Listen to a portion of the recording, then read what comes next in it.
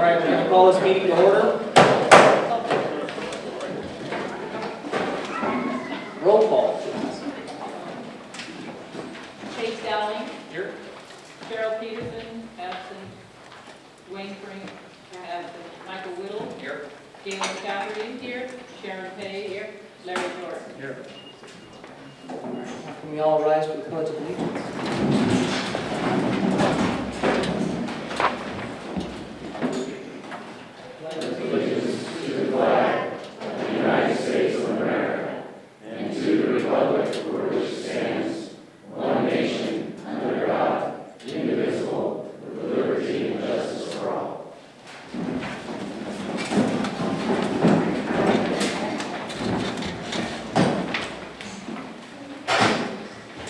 Did everyone get a chance to look over the minutes from the last meeting?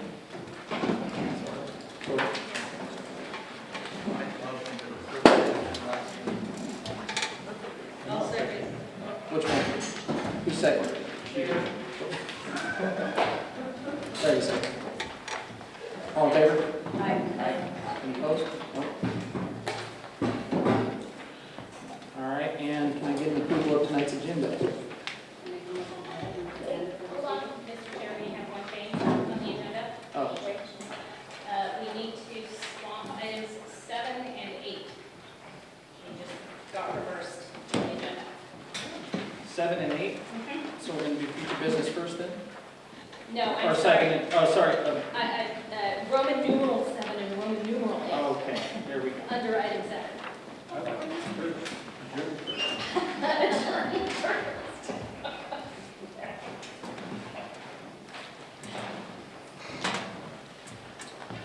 Okay. Everybody get that?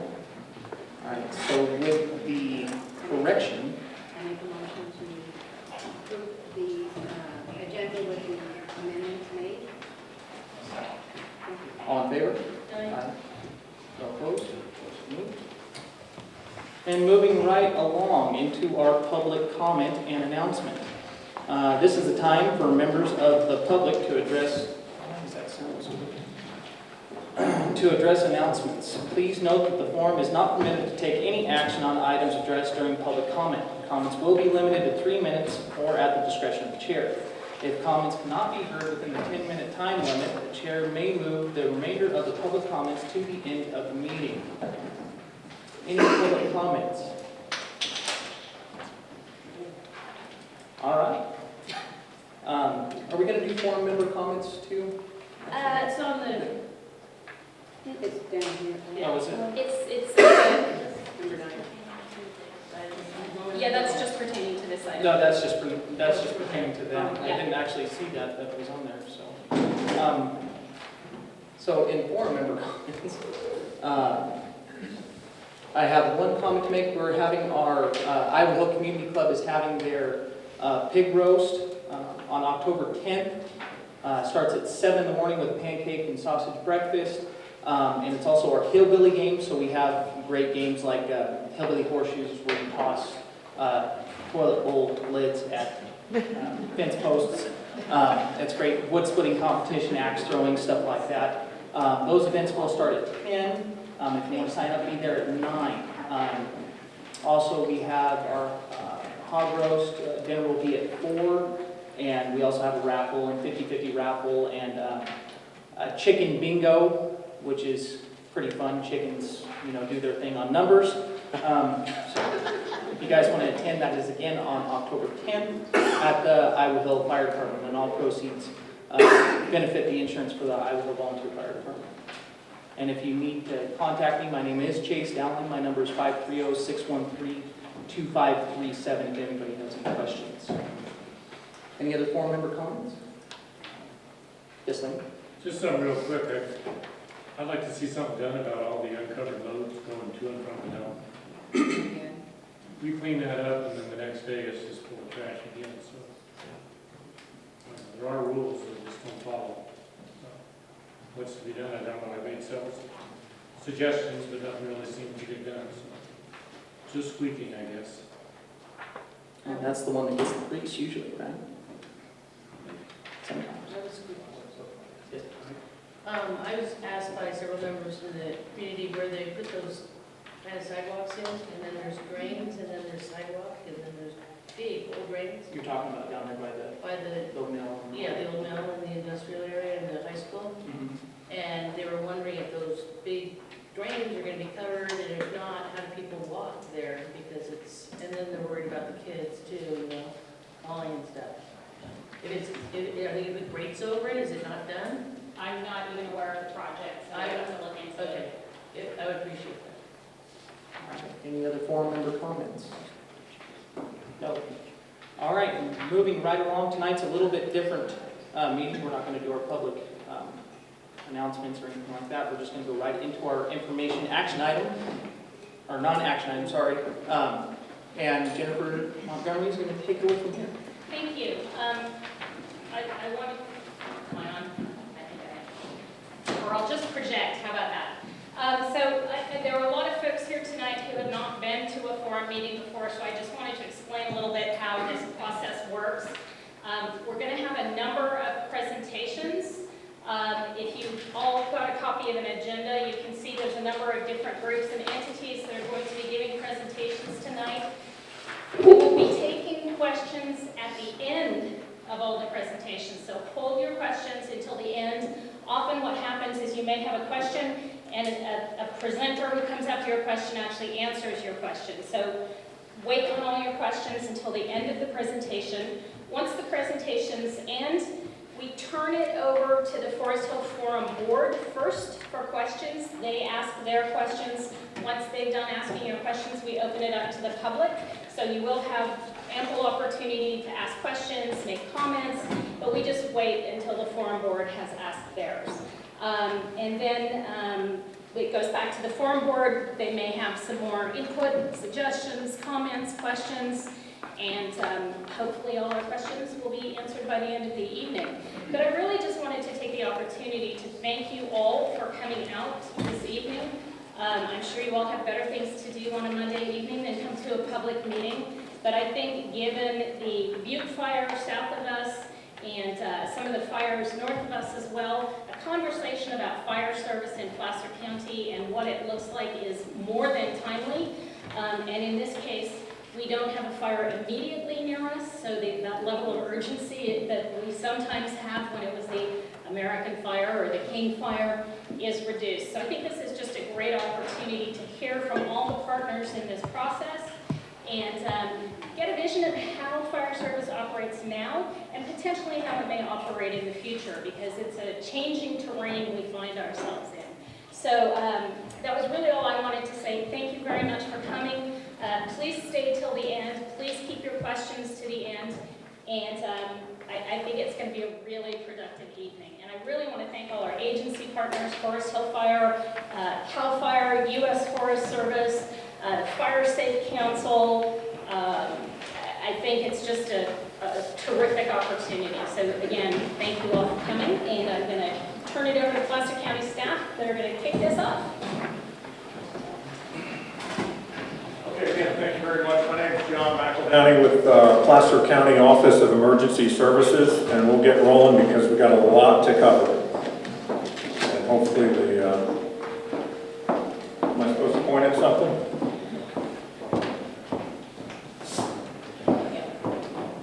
Just a quick general overview. As again, John McEldowney with Office of Emergency Services. We'll cover a little bit of county framework on fire, but really the first thing we wanted to do was show you guys a quick video.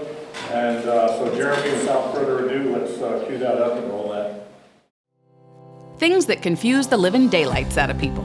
Rubik's Cube, product assembly instructions on Christmas morning, and Placer County Fire Service. Yes, the system of providing fire service in Placer isn't known for its simplicity. You'd think it would be as easy as, there's a fire! We're here to help. But over decades and generations, instead we have this. This map shows the 19 different fire districts in Placer, each responsible for its own local independent fire service. Each has its own chief, captains, lieutenants, firefighters, emergency medical staff, administrative support, lawyers, unions, fire boards, and more. Only one of them, this one right here, is actually run by the government of Placer County, and that's through a contract with CAL FIRE. So here are the 19 different fire districts, each with its own local taxes and fees above and beyond property taxes. But it gets more complicated than that because within Placer County's fire district, there are 7 different areas, each with its own fees and taxes for fire service. Over the years, voters in each area have determined how much they're willing to pay to fund fire service in their area, and as a result, how robust that fire service should be. So in all, you've got 26 different zones, all paying different fees, receiving different levels of fire service. For example, Dry Creek is one specific area within the Placer County Fire District. It covers this much territory. And most residents there pay $199 per year for fire protection service above and beyond their property taxes. Foresthill, meanwhile, covers this much territory, and residents there pay $121 per year. Adding fuel to the fire, pun intended, many Placer County residents pay an annual State Responsibility Area Fire Prevention Fee, the so-called fire tax of either $117 or $152 per year, not one penny of which goes to any of our Placer County firefighting organizations. The SRA tax is state funding for CAL FIRE prevention efforts, and that confuses people even more. Luckily, when the going gets tough, we all work together to support each other. But no matter how you slice it, it's an outdated system that began early in the last century, and we need to bring it into modern times. It's no wonder many of the fire districts, including Placer County Fire, are in financial trouble. We aren't alone in this, though. Counties throughout California are facing the same challenge. Our fire service is in need of a quadruple bypass, a major overhaul. Some have suggested that the county should provide financial support to these struggling districts, but that's like putting a Band-Aid on a broken leg. And how is it fair to the people of other districts who already paid their fair share for fire service in their cities and communities? So Placer County and our fire partners are embarking on a search for a long-term solution. We are hiring an outside consultant to take a critical look at our current system and make some unbiased recommendations about the best way to organize moving forward. All options are on the table. This could result in a recommendation to consolidate all of these fire districts into one big fire service, or perhaps a couple of different districts, or perhaps something else entirely. Whatever the recommendation is, it will take all of us working together to make it successful before the whole system goes up in smoke.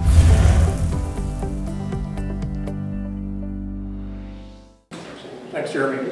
So if you've got a little slide deck of the maps, can you guys hold that up?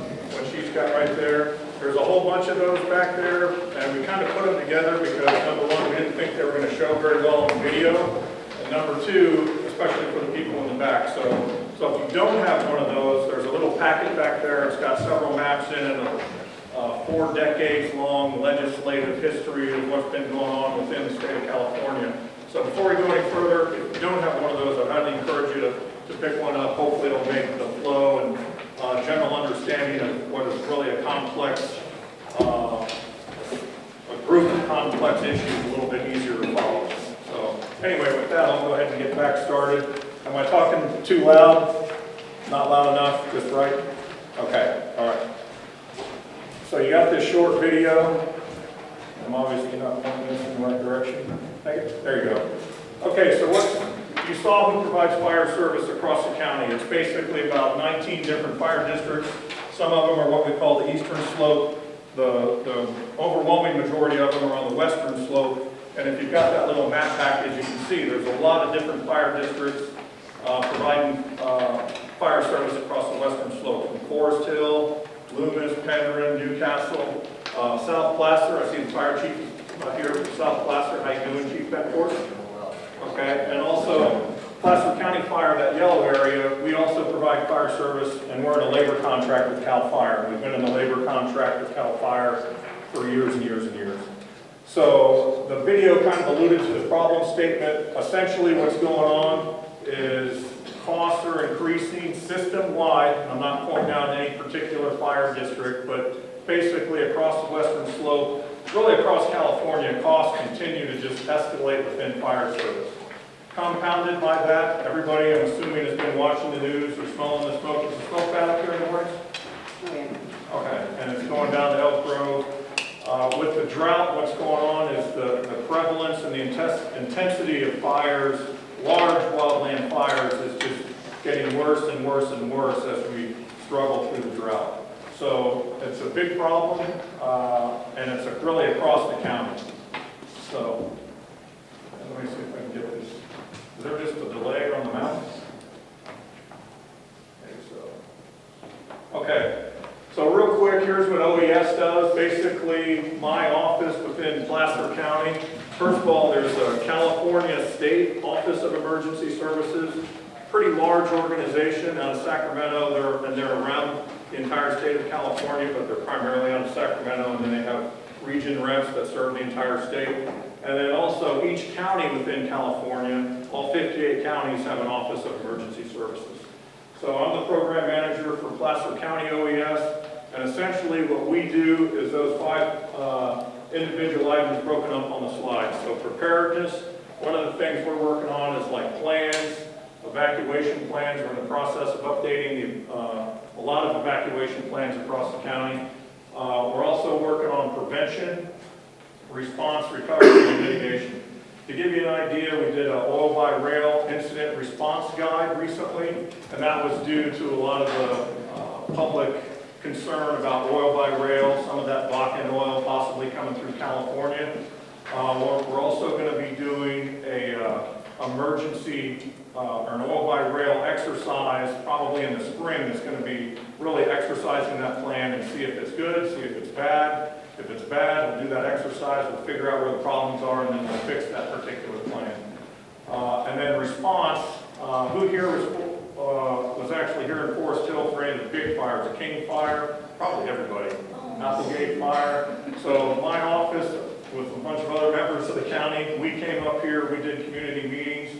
On a fire like that, or an incident of that size and complexity, we'll activate what's called our Emergency Operations Center. We've got a couple of them in the county. The main one is in Auburn. We also have an alternate one up in Tahoe. Basically, we're setting up and we're just running, not necessarily the management of the fire, because CAL FIRE is doing that with their incident management team, or their base camp. You guys remember the base camp getting set up here in Foresthill? Probably been more than once, okay? But they're running, you know, the nuts and bolts of the fire, and the county EOC is stepping back and working with the state OES and just liaising and coordinating where we can to try and assist the firefighters on the line.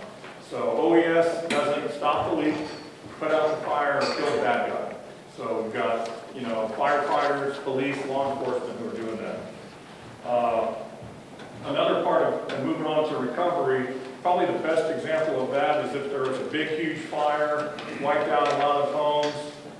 Just imagine having all your stuff destroyed in the fire. You guys are going to be, or whoever it is going to need help to try and get back on your feet. So we'll set up what's called a local assistance center, bring all those different agencies together, departments within the county, and try and provide like a one-stop shop for all those, for the people that were directly and severely affected by the fire. So the last main thing we do is called mitigation. And think of it, and Lou and Luana Dowling and George Alves will be talking about that through the presentation. Essentially, what can we do to lessen the potential effects of an incident? In this case, it'd be a fire. And what we're working on there from the county perspective and everybody else who's involved in that process, the best example is fuel breaks. We're also working on a local hazard mitigation plan, which is about a 5-year update cycle. The key thing about that, a lot of work that goes into it, but if we do it, that sets us up with the federal government for potential future reimbursement on a huge, you know, 10, 20, 30, $50 million incident, whether it's a fire or whatever it is. So, and with that, I think I'll turn it over to Andy Heath, our CFO.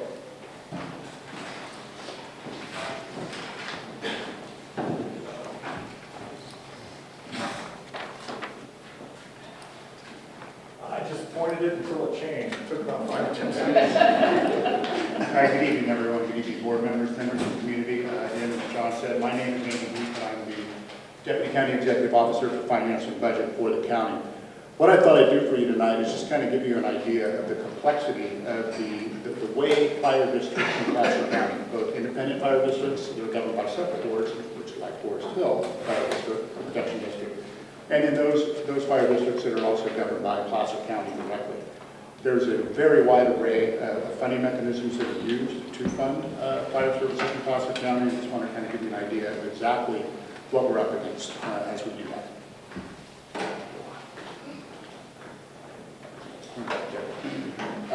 So we'll go over the funding. The funding does vary across the county. It's very complicated by the state legislature, and I'll show you a graph of everything that's happened over the last 40 years. And there's 3 or 4 things in that chart that I'll show you that have really impacted fire service in terms of the way it's funded more prominently than others. And the different fire districts fund fire services differently. Everybody has a different level of service only because of those funding mechanisms that we'll talk about.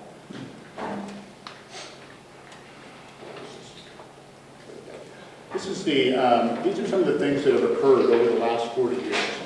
As you can see, there's been a lot of different things. And I don't expect you to read all of these things. I just wanted to show you the magnitude of the number of fiscal issues that the county has had to deal with. Counties and cities and special districts like Foresthill Fire Protection District over the last 40 years dealing with the legislature on the way things were funded. There are 3 main things that comprise this chart that I want to call out that specifically impact Foresthill Fire Protection and ultimately the amount of revenue it does receive through property tax distribution specifically. In 1978, voters passed Proposition 13. Proposition 13 essentially capped the amount that a property tax bill from an ad valorem perspective can be. That is, your property value that's assessed by the county assessor, it's $100,000. The ad valorem portion of that property tax can be only 1% of that, or $1,000. So it capped that amount. And then it had some other things to cap the amount that that property tax could go up each year as well. But the main impetus was local governments could no longer just arbitrarily set the tax rate on basically what they needed.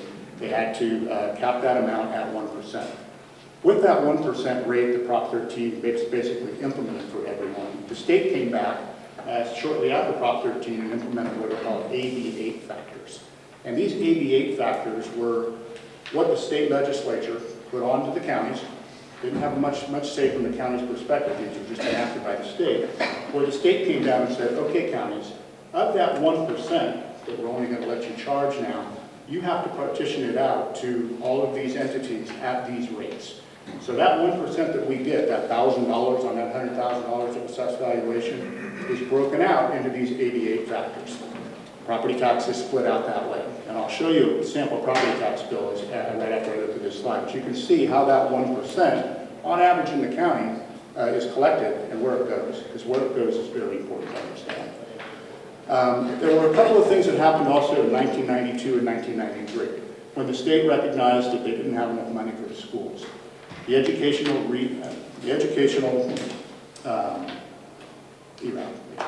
Revenue Augmentation Fund, was implemented by the state over a period of 2 years, ERAF 1 and ERAF 2, where they actually took money from counties and cities and actually divided that into, gave it all to the schools. This is a significant amount of money that actually ended up going through these 2 ERAF shifts. For Placer County, basically as of today, approximately 30% of the money that is assessed as part of that original 1% value on all of assessed property in Placer County goes to ERAF. It's just gone. And when you compute the amount of money that ERAF has actually taken away, it's astronomical. Okay, I'll give you some numbers on that when we talk about that in a minute, because that has to do with Prop 172, which is the next big thing that came along. So far, to date, we are limited in the amount of property taxes that we can collect to that 1% Prop 13 rate. Now we have the state coming in and taking away basically money through this ERAF shift. Everybody was impacted by the initial ERAF shift. And then in the second ERAF shift, special fire districts were actually exempted from that, pursuant to some lobbying that they did to get exempted from that. As a result of getting exempted from that, they did not participate in Prop 172, where Prop 172 was implemented and passed by the voters in response to what actually transpired as a result of ERAF 2, where ERAF 2 took away additional property taxes. And it started to impact public safety services.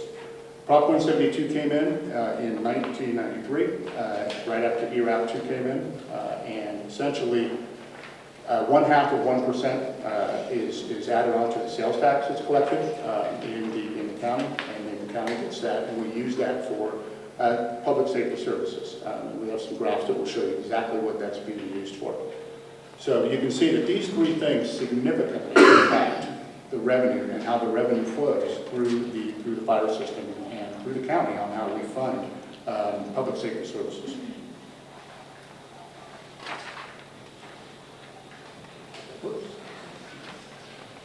This is just an example of those 88 numbers as it relates to the special districts.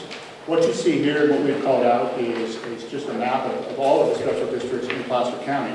And then we have some numbers up there on just how varied the amount that's collected in these special districts for that 88 factor is. So for example, in Loomis, 1.92% of their 1% rate goes directly to their fire service. Whereas in South Placer, you have 12% of the 88 amount is actually going to fire service specifically. Everything else is sort of in between. In Foresthill, 6.16% on average is what is used for fire service, specifically from the 88 factors that goes to the fire district in Foresthill. As you can see, it's just all over the map. There's no consistency to the numbers at all. And the county does not have any say over what these numbers are. They're regulated by the state. This is a sample property tax bill. And what I wanted to point out here is this is just like an average bill for Placer County.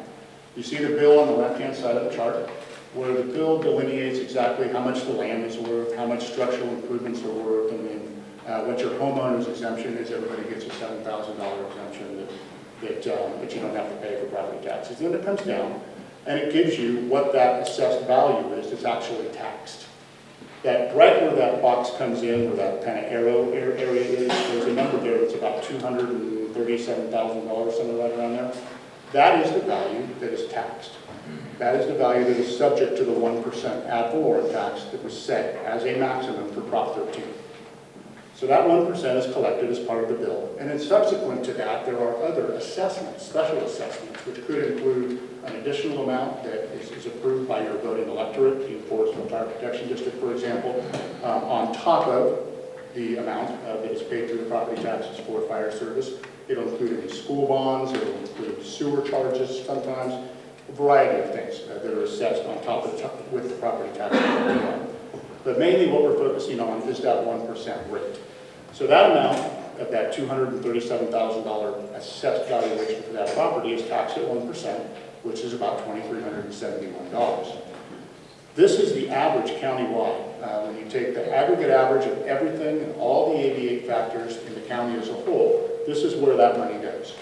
So that $2,371 for that check that you write to Janine Windeshausen, county treasurer, doesn't all come to the county. In fact, you can see that 61.5% of that money goes directly to the schools. It goes to K through 8 schools, it goes to high school districts, it goes to community college districts. That money is mainly, when you pay your property taxes, you're paying for schools. The county on average gets about 18%. So when you take all the tax rate areas in the county, thousands of tax rate areas that we have, about 18% on average comes into the county to pay for county discretionary services. Cities get about 7%, special districts, like Foresthill Fire Protection District, get 6.14% on average, which is ironic because I think Foresthill Fire Protection District gets about 6.21, so it's really close to the average. And then former redevelopment agencies, which will likely go away. They will go away once the dissolution is done. 4%, and then multi-county special districts, another just under 3%. So that's how that's all broken out.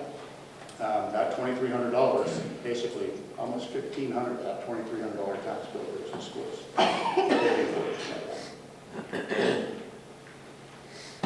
Where does the money come from? So these are the fire districts, some of the fire districts, the sample fire districts that we put up on the screen here. And this is where the revenues are coming from all the different sources. And you can see different fire districts are funded in different ways. There's no consistency whatsoever, even in the way that fire districts are funded across the county. For example, the area that's Alta there, where you have that sort of brownish dotted area, about 84%, that is the property tax component. That's that ad valorem component that is funding Alta. And you can see that varies over time. In Foresthill, it's just under about 30%. 30% of the revenue sources that fund Foresthill Fire Protection District come from that 88 portion of property tax. When you go over to South Placer, you can see they collect a significant amount more. That's because they get that 12% of that 1%, as opposed to the 6% that Foresthill gets. Again, the county has no control over these numbers. When you look at the second largest component that's on average, you see the green dotted area, and that's charges for current services. These charges for current services in a couple of districts are very significant. I think districts like Newcastle and districts like Foresthill, where there is a significant amount of strike team activity, where your fire department and its volunteers actually go out and help on some of the bigger fires that are currently going on right now, where you send a strike team and get reimbursed for participating in that strike team from Cal OES. And then the other big component of that funding source would be things like ambulance billing, where you're actually billing for ambulance services and getting that back into your coffers to the extent you can collect it. So you can see that those are the two main funding streams on where the revenues come from. And then you have a red brick area, which is voter-approved property assessments. These are those additional assessments on top of the property tax that you pay that actually come in. But again, these need to be approved by your voting electorate. This is post Prop 13. This is what has to happen. And then the federal amounts are most likely safer grants, where there's safer grants that are still in place for these particular districts. That's where the money comes from. And how much money are we talking about for these districts? You can see these districts vary. Some districts are bigger than another, but in North Tahoe and South Placer, you can see they have very large budgets and where that money comes from similarly. And then you have smaller districts as well. And it just shows you, again, the diversity. You have 7 different districts painted on this chart here, and their budgets are from very minuscule to very big. So, what's going to make sense for funding in the future? Wanted to spend a little bit of time talking about PILT. PILT stands for Payment in Lieu of Taxes, and the county does receive 2 forms of PILT reimbursement. We receive a PILT reimbursement from the state, and we receive PILT reimbursement from the federal government. The payment in lieu of taxes recognizes that there are areas in the county that simply are not subject to property tax because the federal government or the state government who manages these areas doesn't pay property taxes. Recognizing that, and further recognizing that the county must provide a level of service in these areas to the extent it needs to respond, it needs to build a road, it needs to do something, we get a payment in lieu of property taxes. On the state side, we get $6 a year. Okay? On the federal side, we get about $605,000 a year. And you can see that from the federal perspective, the federal government owns just under 400,000 acres in Placer County. And again, they are exempt from paying this property tax. This $605,006 that the county does receive for PILT monies from the federal and state governments actually goes into the general fund. It is a discretionary revenue source. It is used to fund all general operations in the county, which include predominantly public safety in total and public works, where we have a commitment to roads. This year, the recommended budget gives about $5.8, just under $6 million out of the general fund discretionary money to the roads. And then the public safety budget is a very large budget, which you'll see in a slide that's to come. So, but with that, we're going to get about $1.52 per acre for all the services that are provided by the county in those areas. This is just a little more elaboration on ERAF, the Educational Revenue Augmentation Fund. Again, it did pass in 1992 and 93. Shifted funding directly from the counties. There was no backstop to this until Prop 172 came in. And just kind of a note, with Prop 172, it was supposed to take care of things that we were losing as part of the second ERAF shift, the 1993 ERAF shift. But it really didn't. As a result, what has happened since 1993 until now is that the county has basically not recovered an aggregate of just under $200 million. So, in other words, the 172 money that we're getting now is short by about $200 million in total when you add up every year how much we're getting in 172 that was supposed to replace ERAF. So there's no match there at all. Local jurisdictions really have to step it up to continue providing the levels of services that they did prior to these ERAF shifts. Prop 172 did pass in 93. It is a half-cent sales tax. It's dedicated specifically for public safety. As I mentioned, it did not fully offset the ERAF losses. Counties were the primary losers under ERAF. As I mentioned, both of the ERAFs to the county today are about 30%. So whatever properties are assessed in Placer County, the portion that does come to the county is reduced by 30%, which goes to the schools through ERAF. And the funding was not intended to increase public safety, but rather to maintain public safety levels despite the ERAF shift. One other note on ERAF is I kind of did some analysis on the fiscal year 15-16 tax roll because I wanted to see how much ERAF was actually going out of the various jurisdictions, including Foresthill Fire Protection District. Knowing that Foresthill Fire Protection District was subject to ERAF, the very first ERAF in 1992, about 10% of the total amount of property taxes is being diverted to the schools through ERAF. And this compares to the 30% that's being diverted from the county general funds on the other side. And that's because we were subject to both ERAFs. So if you look at most of the independent fire protection districts in the county, most of them are right around that 10% level, where you have most of the other cities and the county especially having a lot more diverted over to the schools.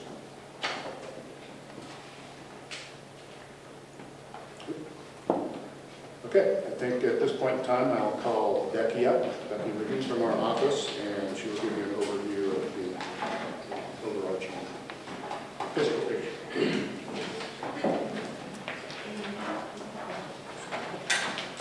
Well, good morning, Board, Foresthill community members. I'm Becky Riggin from the Placer County Executive Office. I work with Andy, and I've worked primarily with public safety for 14 years that I've been with the county. So to pick up from this piece here, actually, I might just go forward one. So here is our public safety funding sources. So public safety, when I speak of that, I'm referring to working with our Sheriff's Department and Probation Department, our District Attorney, the courts, and also with our public defense service providers. So these are the sources of funding that we have coming in for these services. As you can see there, the largest contributor there is the general fund for about $86 million and Prop 172 for about $40 million. And the other sources there are about $34 million in sort of general fees and fines and reserves that we put aside in past years.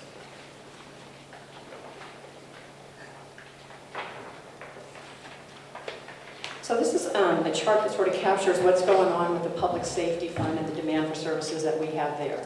The red line across the top is the total $160 million that we spend on public safety in the county. The green dotted line just beneath that is the general fund that supports that. The purple smaller dashed line is the public safety sales tax revenue, the 172 that we were speaking about. And then that very bottom solid line are just those other ancillary revenues that we have coming in supporting it. So what this tells us is that you can kind of see some dips and valleys over the expenditures from about 2008 through 2011 is when we were feeling the worst of the economic decline. In 2011, we had something significant happen at the state. You may have heard of it, called Public Safety Realignment, or AB 109. And that was the state's attempt to balance some of their budget issues. And their general approach there was to take some of the lower level offenders that had been handled by the state, by either through state parole or the prison system, and shift them to the counties to take care of. So you can see a little bump in our costs about 2011 when that shift came to the counties, when we had to start investing much higher in our patrol services, correctional services, community supervision, those types of things. And you can see we've been on sort of an upward, ticking upward since then. In 2015, you can see it takes another sharp decline up, and that's when we opened our new South Placer Correctional Facility, and we just needed to have more capacity available for dealing with some of these offenders. So this is just depicts where 172 funding is going for all of these interests in the county now. So you can see that about $30 million of it goes to support our sheriff. And, you know, I'm sure you're very familiar with some of the responsibilities the sheriff has, but it's primarily patrol. They have special investigations team, air ops, marine patrol. Their correctional program is one of their biggest programs. They also run coroner services, dispatch services, and others. Then we have about $5 million each going to our probation department, which of course is responsible for providing juvenile and adult services. They support the court, they supervise folks out in the community, and then our district attorney, of course, who has a responsibility for working up all the cases and taking them to court.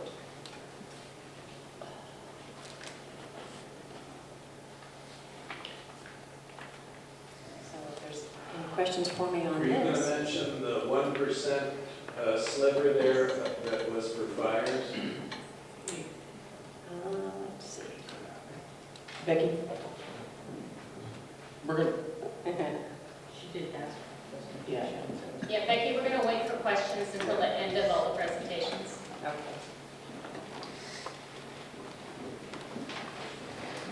Yeah, so then we have, there's a total there of about $500,000 that does support emergency services and county's responsibility for fire services.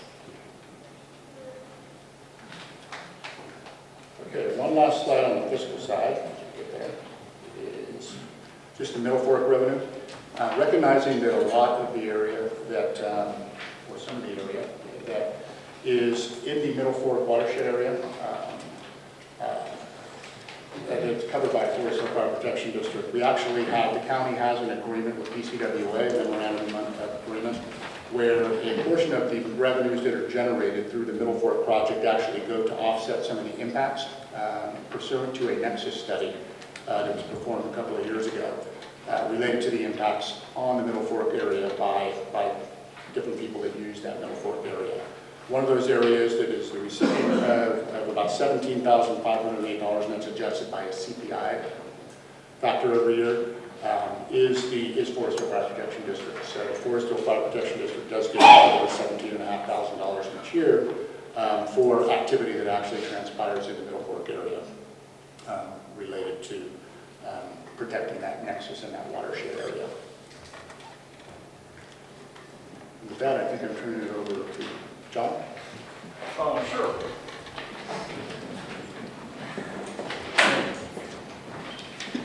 So what we're trying, thank you, Andy, appreciate it. So what we're trying to do in terms of, where is the Middle Fork area versus the Foresthill area in relation to Placer County. So I'm pretty sure you guys have this in your map package. What we're trying to show you here is essentially what the Middle Fork is versus what Foresthill is. That's really all this is designed to do. Again, and that ties in to the 17K in funding. So let me see if I can get this slide going. Are you flipping slides or am I? I'm not going to use this anymore. Okay. So this is another map, and we kind of thought that that first map that we just showed was a little easier to understand. But this is straight from Placer County Water Agency, which kind of shows where the Middle Fork is. It's basically the same map as before. It's just a little bit more cluttered with Middle Fork, Placer County Water Agency type stuff. Okay? And you guys do have that in your package, right? You can see the difference between those two? Okay. All right. Next slide, please. Some other Middle Fork funding, and we're going to be talking to this a little bit more, but these are basically the fuel breaks that I alluded to at the beginning. As you can see, in 2014, Foresthill got about 97K, Auburn got about 32K, and then this year they're slightly different. But really, when you think about it in terms of, what Foresthill, and you guys know this way better than I do, what Foresthill has to deal with on a regular basis based on the fire threat, this is where we need to be spending that money, plus it's essentially in the Middle Fork area. So, next slide, please.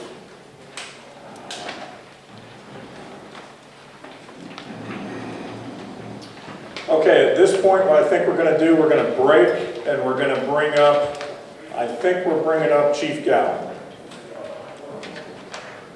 Come on up.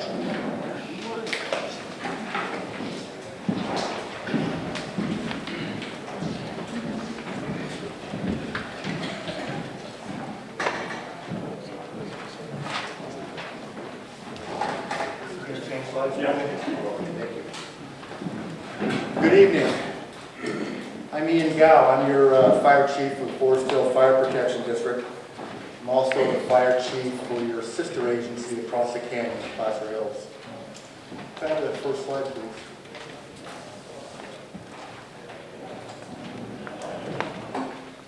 We're an all-service fire department.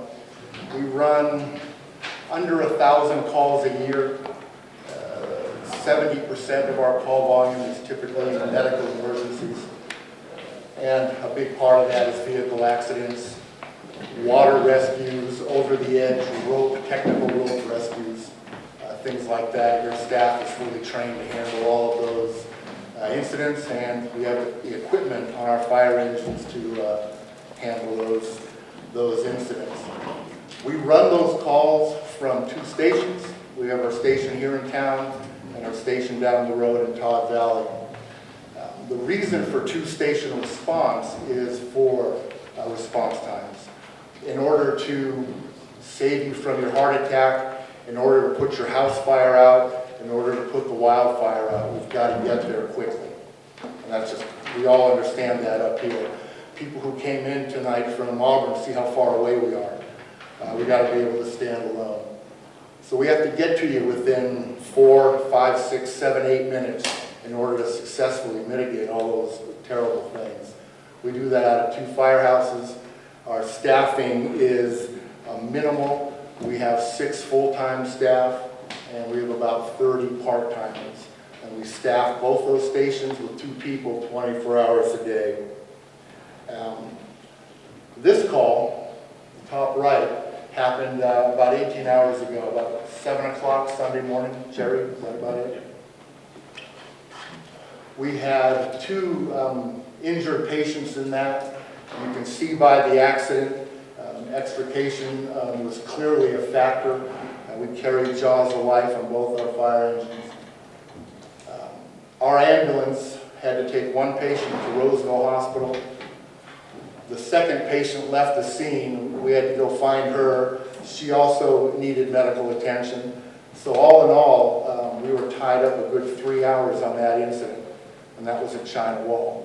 And we'll talk more about that, about the Forest Service calls in a little bit. I could have the next slide, please.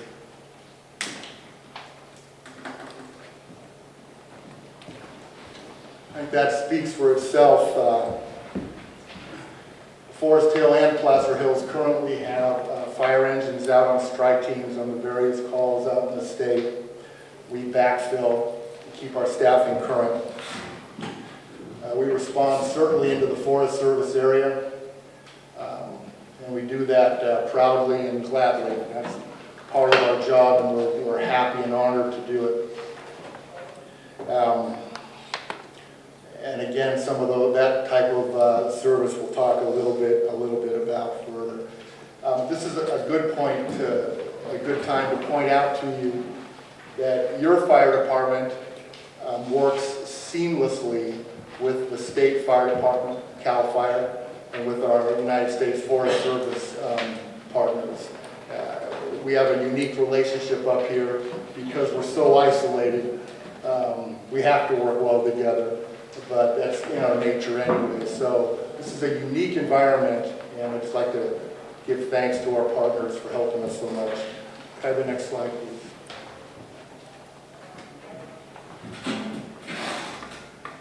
You have that in your packet. By the way, they're out on the table if you want to see this. And I won't bore you going down the list. But you look on the income side on the left measures M&M. That's, I think, $121 per home. Patrice, is that right? Yeah. And that passed, how many years ago, Gary? 5 years ago. Yeah, I was going to say 2004? Yeah, 2004.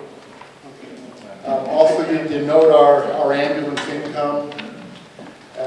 Our ambulance billables, we get about 21 to 23% of what we bill. Is that correct? Yeah, less than 30. Yeah. So the ambulance doesn't pay for itself. The fire department supports the ambulance.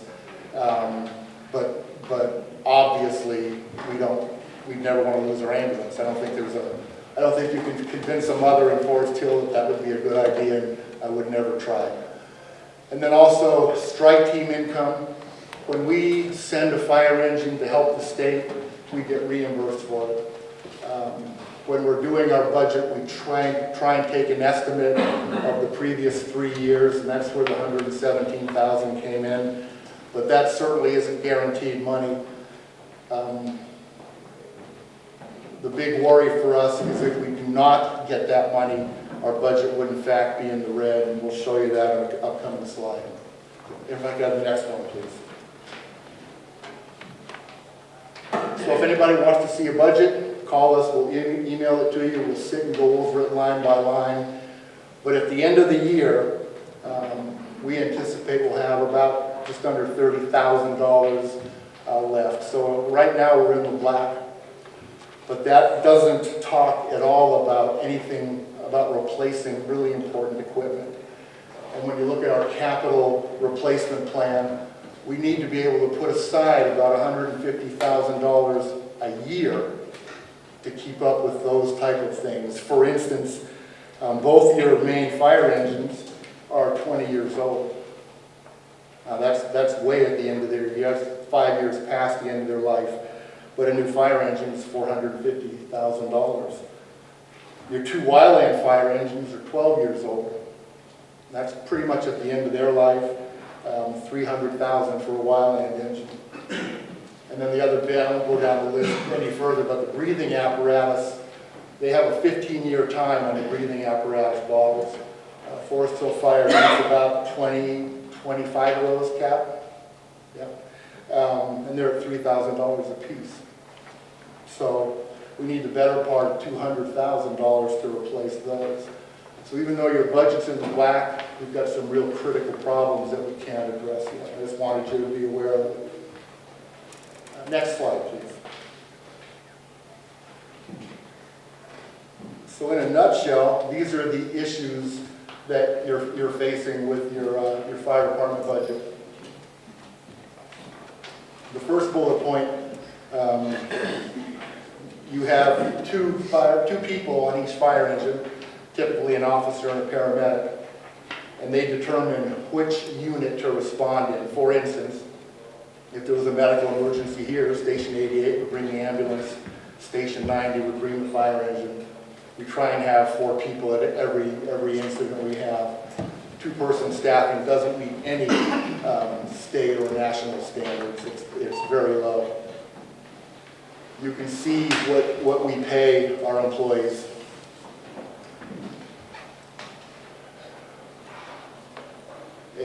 And that's no benefits. That's nothing. We have a heck of a time retaining employees, and you can only imagine what it costs to bring somebody up to the captain paramedic level. It's a great deal of training, great deal of schooling. They have to run a great many calls. And the real problem in Foresthill is that we're different than other fire departments. The complexity of the calls out here, just finding where people are. But the complexity of even a simple medical call can involve all kinds of issues, rope rescue, water rescue, things that your men and women are really good at doing. But that's a terrible salary to pay our guys. And then the other problem that I didn't list here, I just wanted to talk briefly about and try and clarify for you is our issue with responding into the Forest Service. We've done that for decades, forever. We're proud to do it. We want to do it. And with complete respect to our state and Forest Service partners, we're the only ones set up to do it 24 hours a day, every day of the year. And we get great help during the summer. The Forest Service's staff, our Cal Fire Station staff during the summer. But even that's not a guarantee. I mean, they have other missions to handle, and they're often not there. During the winter, we're the only show in town. So the problem with responding into the Forest Service is that the county does in fact receive money from the United States Forest Service for public safety in that area. And public safety, in all my readings, is fire, law, roads, other things. When Foresthill responds into that area, they are there for a long period of time, typically. Many of those calls are way out there. So 3 hours goes by, like yesterday, and the problem is nobody's here in town protecting the taxpayers. So in effect, Foresthill taxpayers are subsidizing the county to provide the protection out there. And what we're negotiating with the county is to help us with some staffing monies so we can put a couple of part-timers on the engines to keep them back in town. So we can send a full response out there, still keep town covered. That's the issue. But I want to make it crystal clear. I think I shouldn't speak for my board of directors, but I'm going to. I can certainly speak for my staff, is that the last thing in the world we want to do is not go out there. That's the last thing in the world. Because, yeah, we're firefighters. That's the only answer, the only explanation I have. But it's important to us, and it's important that we solve this issue. Could I have the next slide, please? I'm almost done. When we look at all the numbers, if we look at just a living salary, reasonable benefits, and enough money to put aside every year for our capital expenditures, most of the fire departments in the county are looking at about $500,000 a year, additional to what we already bring in. So that's a fair amount of money. This PILT discussion opened up a lot of other discussions. Pardon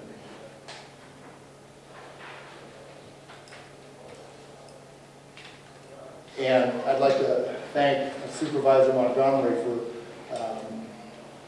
being willing to run with this, looking at the bigger picture, looking at potential consolidation efforts, and we're already doing that. Foresthill, Placer Hills are run administratively. Chief Betancourt from South Placer is running Loomis.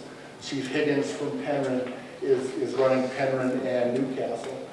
And Chief Morris is running the county fire part of our response. So we're not looking at a huge amount of money to consolidate fire departments. And we could end up with all the special districts being one department, Placer County Fire with Chief Morris, Cal Fire being the other fire department. And for $5 million, we could make all of us reasonably whole. But the problem is if you take a broken Placer Hills and a broken financially Foresthill and put them together, what do you have? You got a bigger broken fire department. So we have to fix the funding sources. Certainly the PILT discussion is a tiny piece of this big picture, and it's just the current problem that Foresthill has. The bigger picture, when that study comes out, the LAFCO study also comes out towards the end of the year here, we'll be able to look at other funding. The Prop 172 monies, no matter what you hear, I have read the law, I have read the Attorney General's opinion. Fire departments are eligible to receive those funds. Granted, it is at the discretion of the county, but we are eligible to receive 172 monies, and it's $40 million a year. It's a lot of money. Just a tiny percentage of the growth of that money would fund your fire departments. So that we're not asking a ton. Would the voters be willing to pay more? Foresthill voters already pay $120 a year, plus the $115 or $17 a home we pay for the state fee. Placer Hills voters 2 years ago voted down an assessment.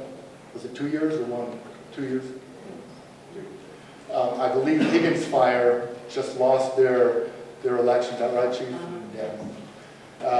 And Ophir lost their election the same time Placer Hills did. So going back to the voters is a scary proposition for all of us. But we're looking forward to working with our county partners. Your elected officials and your fire chiefs have met with every supervisor.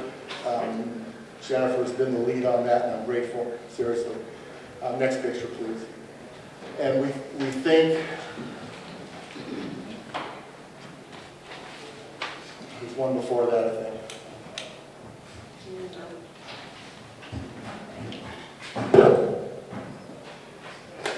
That's okay. The closing picture was a meeting we had, Chief Betancourt and I had this morning, there it is, with Senator Gaines. And we filled him in on the entire issue, and I think he understands it, and I think we're working with our county partners, I think very successfully. I think we can all work with our state partners and make something happen. Thank you. Sorry I took so long. Yes, sir.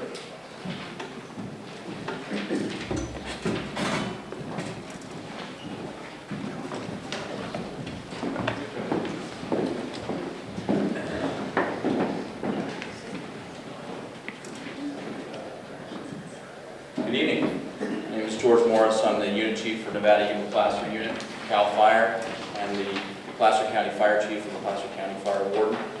I'm going to give you a quick overview of what CAL FIRE and Placer County Fire's relationship and how we provide service within the county, and talk about a few of the issues. I should be fairly brief. I've got a lot of information in the slide. It's all going to come out of my mouth, so don't feel like you have to read it all.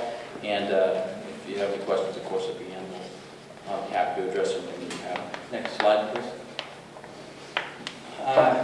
CAL FIRE, or the California Department of Forestry and Fire Protection, contracts with, or is involved in a cooperative fire protection agreement with Placer County to provide the personnel on Placer County fire equipment at their facilities.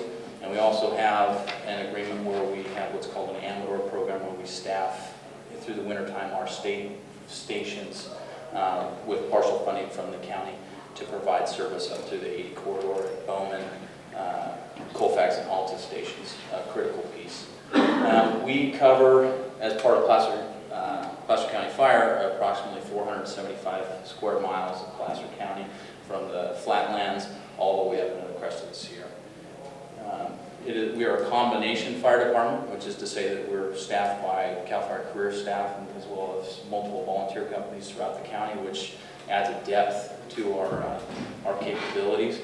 We provide fire protection, administration, fire prevention, dispatch, technical rescue, EMS, both basic and advanced, and hazardous materials response. When I talk about EMS, basic and advanced, so, I want to get into the different stations and what they do. I provide a different service based on each station.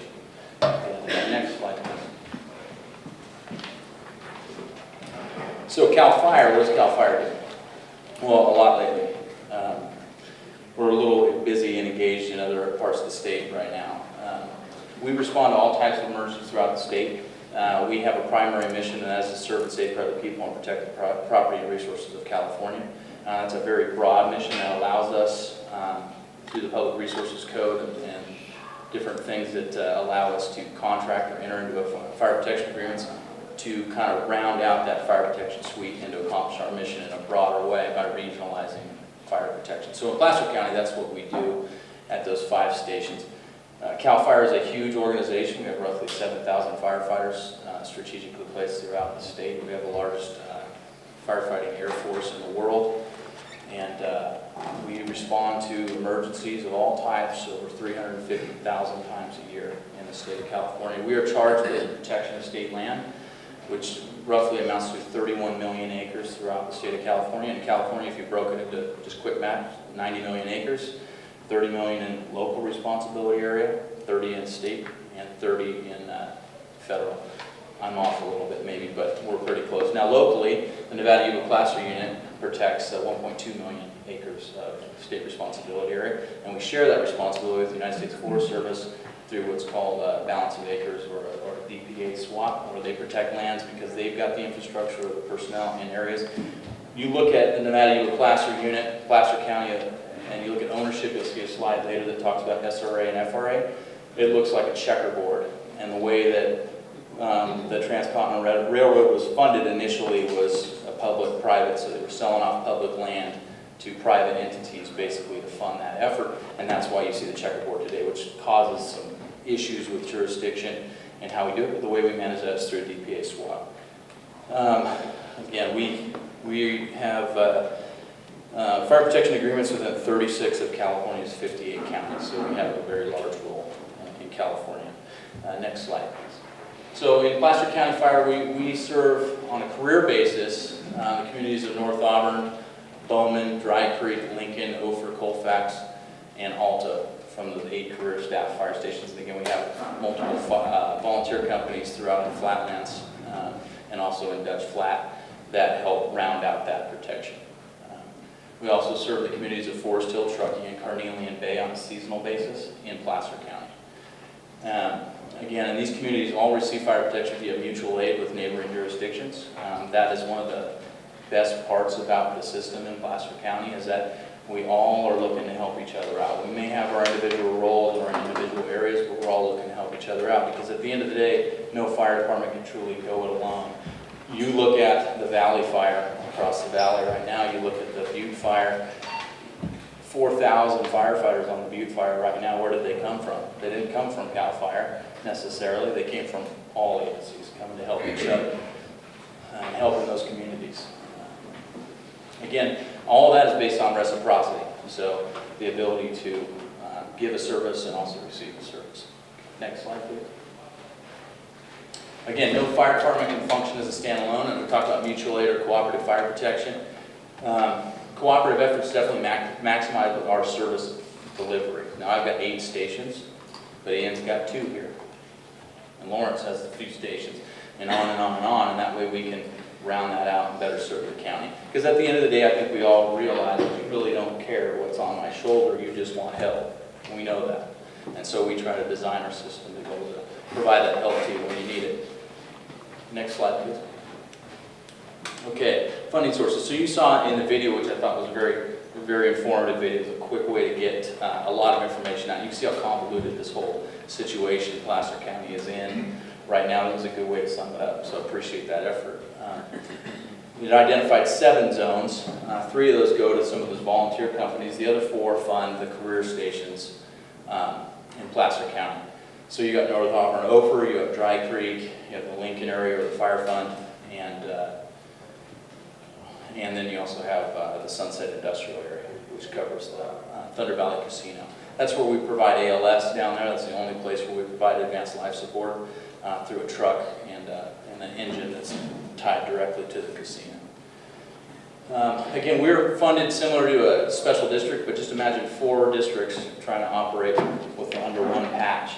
That's very cumbersome. It's a very tough thing. It's an operational liability for Placer County Fire. And the problem is that I've got this level of funding here and this level of funding there, and I can't cross them up. Operationally, it seems like I should be able to, but it's very, very hard to do that. And I'm looking forward to some of the future efforts that I'll talk about later that might clean that up. Again, and this is my rough math, funding for Placer County Fire Department represents about 1.2% of the Placer County budget. Next slide. Strengths. Okay, strengths of CAL FIRE and the Placer County Fire relationship is the depth of equipment and personnel.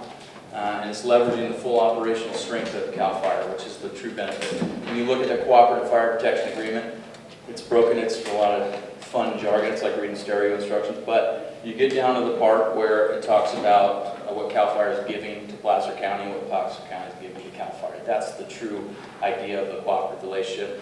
And the full force of the Nevada Eagle Placer unit and all the neighboring units of CAL FIRE is available for Placer County at this time of need. Another strength is everything is, our facilities are strategically placed throughout the unincorporated areas of Placer County, and especially in the 80 corridor, a very underserved area, and very important to continue service in there. Weaknesses, we don't have any economy of scale, which is to say I can't move this person from that station to that person to that station. I've got to kind of stovepipe them and keep them as their own little fire departments. even though, am I the one that thinks that sounds silly? Okay, maybe it's just me, but I live it every day, and I want to clean that up so that we can get an economy of scale and have a more efficient fire department. I think that's important. I think the public deserves that. We have limited support functions in administration, so it's definitely a weakness for us. It's one of the things where we're quite limited. We don't have those critical functions that a fire department needs. We make it work because that's what CAL FIRE does, but it's painful. Shortfalls. Our funding model, again, is insufficient for projected growth in the county. The county is huge. It's funny, I was looking at census data from 1970, and we've been in a contractual relationship with Placer County since the 40s in one way or another. But looking at the data in the Nevada Utica Placer unit, we had about 75,000 people living within the unit of those 3 primary counties. And today it's closer to 500,000 people. So, but the same level of services there. So those are some of the shortfalls we have to try to work through. I may be unable to adapt quickly enough to new service demands as population increases. That's definitely a concern that I have. And we have insufficient support for operational demands, which puts us at a breaking point as far as Placer County Fire and CAL FIRE. Next slide, please. Okay, so our incident breakdown, we run about 5,300 calls a year in the unincorporated areas. You can see we run between vegetation, fire, structure, and other, which include vehicle fires. We're running about 900 fires a year, and you can see the bulk of our calls are medical related at close to 3,900. And then hazardous materials incidents, we're looking at about 100 a year. Law enforcement, that's a piece of a function that we have as well in our fire prevention efforts. And you can see we're doing those about 8 times a year in the county, but much more throughout the unit. And then the other incidents, that can be public assist or various other things that hit that incident threshold. But you see 5,300 calls a year. It has steadily increased over the last 5 years, about 16% increase over that time period. And that's corresponding with the population increase. Next slide, please. And this is the thing that you all came to hear me talk about, which is the state responsibility or fire prevention fee. And I'd be remiss if I didn't put something in there and talk about it from the perspective of my agency. To give you a little history on it, the fire prevention fee was enacted by the legislature in July of 2011. The law established an annual fire prevention fee fund to fund fire prevention services within state responsibility areas, so that 31 million acres that I talked about. This fee is applied to all habitable structures within the state responsibility area, and it only applies to fire prevention and may not be used to supplement fire protection. Believe me, I'd love to use those monies right now to have another engine or another helicopter or something like that, but it's very limiting based on the legislature's intent on what we're allowed to use them for. So what do we use it for? It funds a variety of different fire prevention activities throughout the unit, throughout the state rather.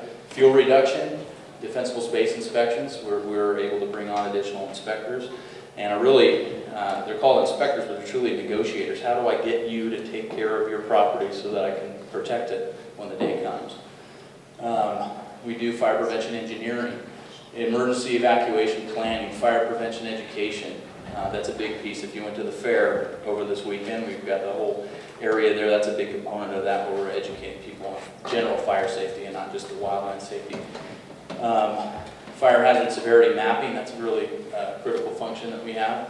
So we know just what we have out there, where are the fuel breaks so that we can tie them in operationally later. Implementation of fire plans and law enforcement activities such as arson investigation. And if you are in Lake County, that's pretty important to you right now.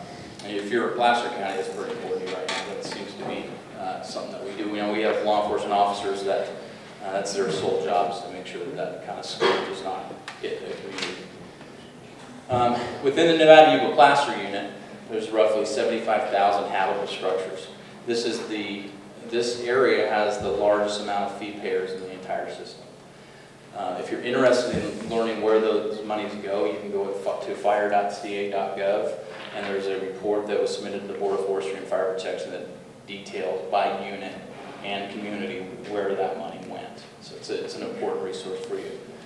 The area has the highest rate of fee payers, like I said, and in 2014, in the governor's budget, it allocated $9.5 million of the grant program out of the trust fund that was created for the SRA fee. Of that, the local area received $1.8 million, so roughly 20% of the entire statewide program, which I think is really a great thing for the community proportionately, and it went to fund some really critical initiatives. One of them fully funded the Placer County Chipper program for 2 years, which I think is excellent, and a lot of people in the community are taking advantage of that resource as they should. Again, you can read, that's the link. You want to try to scroll that down. But basically, just go on the Board of Forestry website or fire.ca.gov, and it'll show you where every penny goes. And if you like, you can call my office. I can tell you where that goes as well. I know that this is a source of confusion because I'm paying this. What do I get for that? And then we're talking about general fire service, and it's definitely a strain on the system. And so, but if you know where that's going and you can distinguish the two, I think that's helpful as the dialogue continues. All right. Well, thank you for your time. I appreciate the opportunity.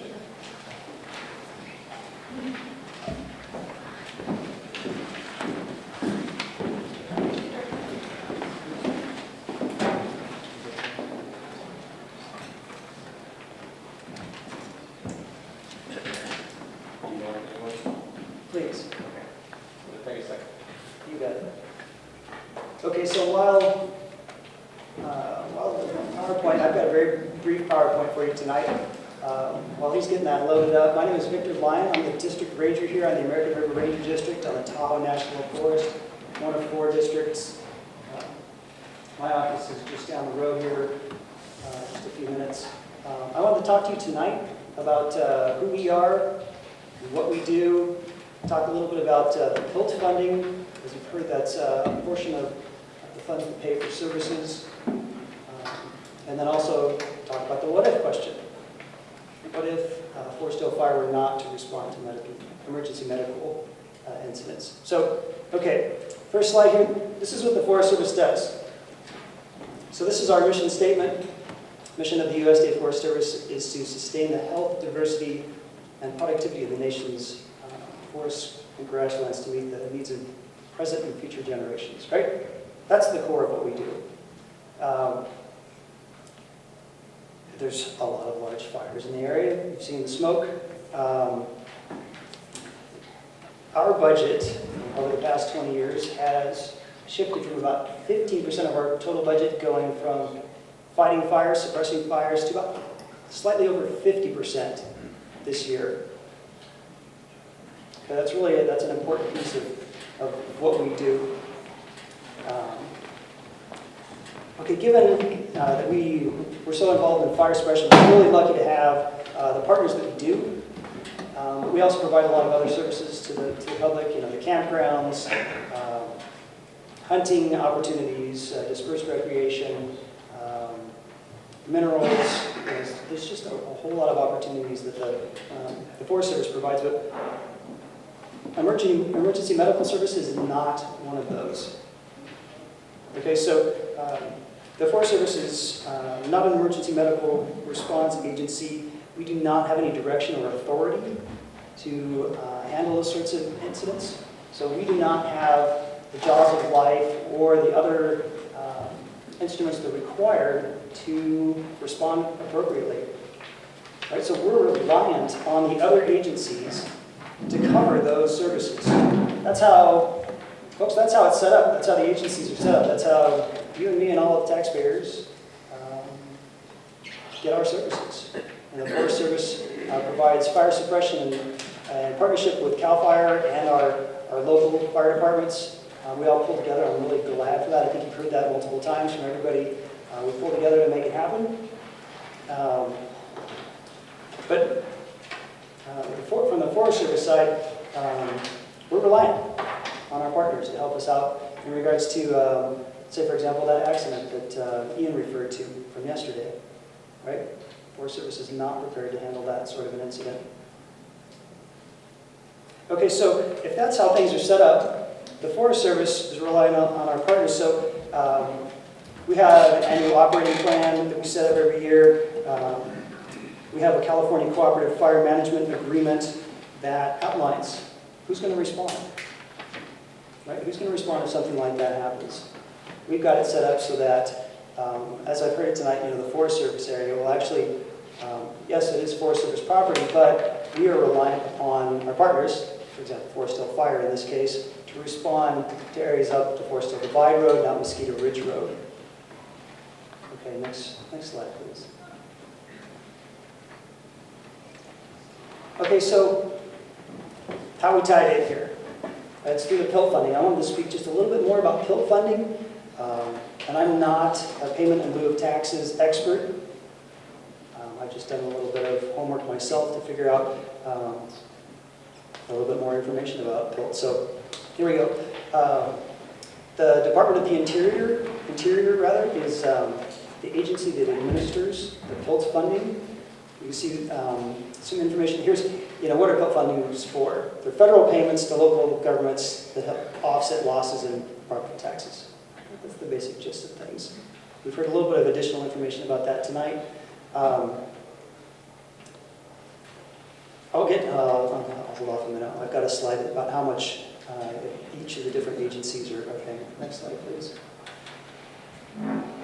Okay, so what are those PILT payments for? Firefighting, police protection. The county has discretion on where those funds are allocated. Right? We do not determine those. We just pay the bill as we're directed by law. Okay, and you can see we're not the Forest Service is not the only agency. Park Service, Bureau, BLM, BOR, all pay these fees to the county. Next slide, please. Okay, so Placer County PILT payments. I did a little homework. You can do it too. It's very easy. You can just utilize a search engine online, look up PILT funding. It's on the Department of the Interior's website. You can query Placer County, and these are the numbers. So Bureau of Land Management, well actually, let me back up just for a second there. It's, the law is set up that the agencies pay dependent on how many acres they have within the county. So Bureau of Land Management has 20,000 acres approximately in the county. Forest Service has the lion's share at over 350,000 acres. Bureau of Reclamation has slightly over 20,000 acres, and the Army Corps of Engineers has less than 2,000 acres. So the payments are according, right? We've heard, what was it, a little over $1.50 an acre? Hey, there's the conversion. So the Forest Service is paying approximately $539,000. Well, not approximately. There it is. There's the number, guys. $539,845. That's what the Forest Service is paying to the county, and you can see what the other agencies are paying. Okay. So we've seen that total of $605,000 is only a fraction of the, I heard $35 million coming from Prop 172, and the total budget. Just a small piece, but an important piece. Okay, now I'd like to answer the what-if question. What if Foresthill Fire did not respond? What if there were an accident like yesterday, Sunday, and Foresthill Fire were not to respond? Okay. I asked that question myself. What's going to happen? If that were to happen, if there were a 911 call, that 911 call would go to Grass Valley Dispatch, CAL FIRE, and Forest Service are in close proximity there.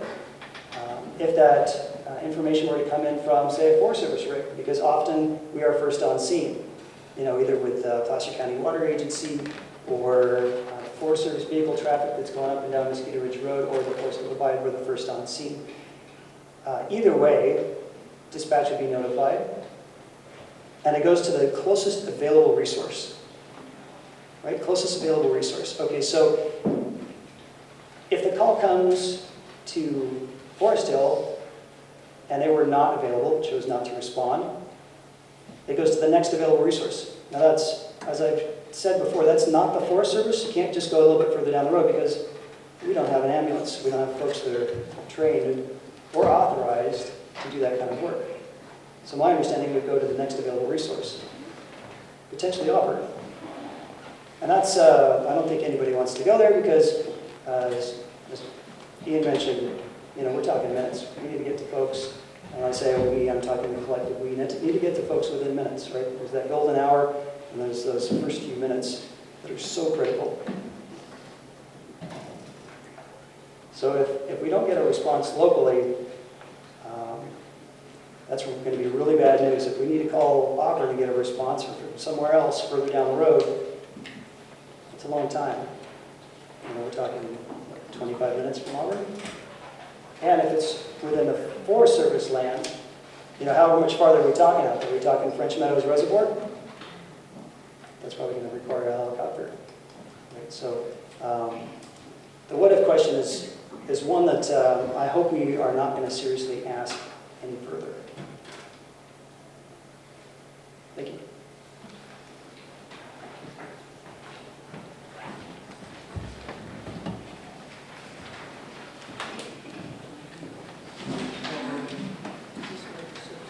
This is where we switch to item 8, Yes, so fire safety and prevention, fire safety council. Fire Safety Council with George Alves, and move on there. Good evening, I'm George Alves, I'm the Placer County Fire Mitigation Coordinator. Luana Dowling, most of you probably know her, Foresthill Fire Safety Council, and also the Placer County Firewise Coordinator / grant writer, which wears a lot of hats. I wanted to give you a quick overview of 2 of the agencies that are focusing on fire mitigation projects and programs on the western slope of Placer County.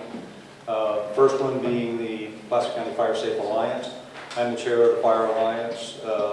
Participants would include all of the, we have what we call the core team, which is CAL FIRE, U.S. Forest Service, Bureau of Land Management, and Bureau of Reclamation, along with Placer County OES. We have a monthly meeting, those agencies, as well as all of the local fire safe councils. There are 4 fire safe councils on the western slope, Foresthill / Iowa Hill being one of them. Our primary focus at the Alliance is, as the slide states, focusing on public education, fire mitigation planning and efforts, as well as soliciting funding for those fire safe projects and activities. The majority of our work is done through the fire safe councils. They're all volunteer organizations. Most of them, or many of them, are appointed through the Placer County Board of Supervisors, so that's their involvement and commitment to those agencies. Foresthill is a standalone fire safe council. We want to take some mic. She's going to be going over a number of slides to talk about the grant successes we've had, as well as specifically at Foresthill, a lot of the projects, Firewise communities. There's just been a lot of very successful work of bringing those individuals together to try to develop projects, planning, working on the Community Wildfire Protection Plan, assisting on the Local Hazard Mitigation Plan, again, focusing from a volunteer type position within those agencies as well as the local communities. Go on. Thank you, George. As George said, my name is Luana Dowling, and I am the Placer Firewise Coordinator as well as the Chairman of the Foresthill Iowa Hill Fire Safe Council. Next slide, please. And Foresthill Iowa Hill Fire Safe Council mission, the mission of Foresthill Iowa Hill Fire Safe Council is to protect natural resources, human life, and property improvements, and mobilize our community to make their homes and neighborhoods fire safe. Those are the things that we work on. We meet on a monthly basis, the 3rd Tuesday of every month at the Foresthill Fire Protection District at 5:30. And we have been a Fire Safe Council now since 1998. So we've been protecting this community for quite a long time. Our fire safety and prevention, this is our Firewise communities. Our Firewise communities, as you can see on the slide there are several Firewise communities that we've been working with within this county of Placer. The ones in red on the top are actually in the Foresthill area. Monteverde Estates has actually been recognized now as a Firewise community. Trailhead Estates and Eagle Crest Association Incorporated are both submitting their applications to become Firewise communities within the next week. And then we are working with several others. Several of the other ones in the county have already submitted their applications and are becoming Firewise communities also. Next slide, please. Grant successes for 2014. These are the grants that we applied for last year, actually successfully received them. You can see 1.94 million is what we brought into the county last year. The ones in red are ones that were actually fire fuels reduction projects that were done here in the Foresthill area. Some of them funded by PG&E. Other ones, the top 2, were funded by the Middle Fork project dollars. Next slide, please. Grants submitted for this year. Again, the ones in red are for Forest Hill. The others are throughout the county. 2.2 million is what we've submitted in grant funding so far. Not all of these have been funded to this point, but the 2 Middle Fork projects have actually been funded and should start hopefully within the next couple weeks.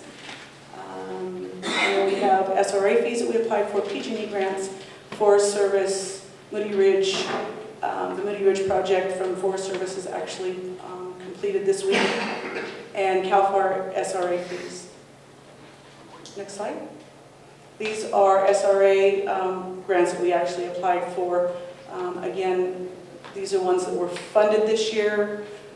Nothing actually in the Forest Hill area, although we'll be reapplying for some stuff in Forest Hill as of October, I believe, when those grants come back out. So the SRA fees that came back to us actually here in Placer County, $752,152 of those grants that were applied for. And this is our state responsibility area. I think John is going to cover that one. Thank you, Luke. Thank you, George. So, Chief Morris with CAL FIRE, he already covered that. Those last 2 slides, this slide and the one before, we're just trying to show you, we get asked all the time, and I'm assuming Chief Morris does too, you know, what residents, citizens call us up, what are we getting for our SRA fee? So Lou just briefed over the last year or two what you guys are getting for your SRA fee, and we also just kind of wanted to show, okay, who's paying the SRA fee, who's not. Obviously, you guys can kind of see where you are in the map, and I think this is also one of the packages in the map slide deck that's on the back table. Again, just a big shout out. If you don't have one of those, please pick them up. But the yellow area is essentially where, if you live in that area, you're paying the SRA fee, whether it's $117 or $150 odd. The other areas, especially the city areas, and then on the western slope, the west side of the county, they're not paying the SRA fee. Okay? Don't ask me why, because it was a state legislative decision to run that way. So, next slide, please. Okay, finally, or almost nearly finally. First of all, thanks for your patience. Thanks for your attention. What the county is committed to doing over the next 3, 6, 7 months, however long it's going to take, is we're hoping to get a fire service study underway. It goes before the Board of Supervisors tomorrow morning. It's going to be about $75K in county funding to really take a look at this problem that we've tried to articulate for you guys across the county, not just in Forest Hill, but really look at this problem systemically and figure out what the solutions are going to be, not for today or tomorrow, but really for long term, for the next 50 years, for the foreseeable future across the county. So I look at it as an opportunity to try and just look at what the problems are within fire service, and I think a lot of the speakers have kind of articulated that and talked to that point, and try and fix some of those problems long term for, maybe for a generation or two. We're looking at it from a perspective of pretty much everything's on the table. It's not a study where, myself or anybody else in the county, okay, we have a solution in mind, let's pay somebody to give us, that solution. That's not what we're going for. It's going to be a broad, full spectrum, A to Z evaluation of where fire service can be, maybe get some economies of scale, or maybe there's not any possibilities there. What we can do in terms of, how we fix fire service long term. Hopefully it's going to be collaborative and cooperative. The fire partners, as you've heard tonight, where the rubber meets the road every day on calls, there's huge cooperation there. We're hoping to basically springboard out of that and get increased cooperation as we go through this process. A couple of other concerns or issues, things I want to mention. Again, evaluate fire service across the western slope. Independent fire districts, the ones basically from Alta all the way down, all the way to Roseville. All those fire districts have indicated that they're willing to participate. They want to participate. Forest Hill has told me on numerous occasions, Forest Hill wants to participate in the process. Participating in the process does not commit anybody to signing up for what comes out at the end product. So it's not like any fire district is crossing the Rubicon, so to speak, on this. At the end of the day, what we come up with is going to be thoroughly analyzed, vetted, reviewed by all the stakeholders in the process, and if a particular fire district, whether it's Foresthill or Roseville, if that particular fire district doesn't want to sign on the dotted line for what comes out of it, that's an independent fire district's call. So, and make sure I covered everything. We're hoping it's going to be about 4 to 6 months just for the study portion, which really it's going to be a lot of work, but it's actually, that's probably the easy part when you think about it long term, because at that point, our consultant's going to brief and we're going to go through with him, with that firm, and that's going to be hopefully the roadmap. And then it's going to be up to us as a county, okay, to implement that roadmap or not. So with that, I think I'm going to turn it over to Supervisor Montgomery. Whew. I don't know about you guys, but I think I need the 7-inning stretch here. So again, I want to thank everybody for coming out tonight. I know we've heard a ton of information, and you probably have a number of questions. I know I jotted down a whole bunch of notes myself on certain things that I heard. But before we get to the board asking questions and then the public asking questions, I just wanted to give a little context as to why we're having this conversation tonight, because I think it's really important. About 6 months ago now, Ian and Chris Reams came to me and said, "Oh my God, Jennifer, we have a huge problem. We need your help." And so we sat down and we tried to identify what the problem was. And you know, at the time there was a real concern that the fire board had and that the fire chief had, that Foresthill Fire was actually on the verge of insolvency and was not potentially going to be able to make it through this fiscal year. Now, the good news is I called all hands to the deck on county staff. We've put in probably hundreds of hours of county staff time at no charge to the district to really take a very strong and close look at their finances. And what we discovered, I think pretty much to everyone's relief, is that Foresthill Fire is not actually on the verge of insolvency. You saw Ian's slide, they're gonna, you know, if things pan out in terms of strike teams, they're gonna make about $30,000 this year in revenue. But more importantly, they have a very solid reserve at this point. Foresthill Fire has about $550,000 in reserves, which are called unrestricted, meaning that they can be used for a variety of uses. They have about $80,000 in restricted reserves, and these numbers, just to be clear, were from their statements at the end of July.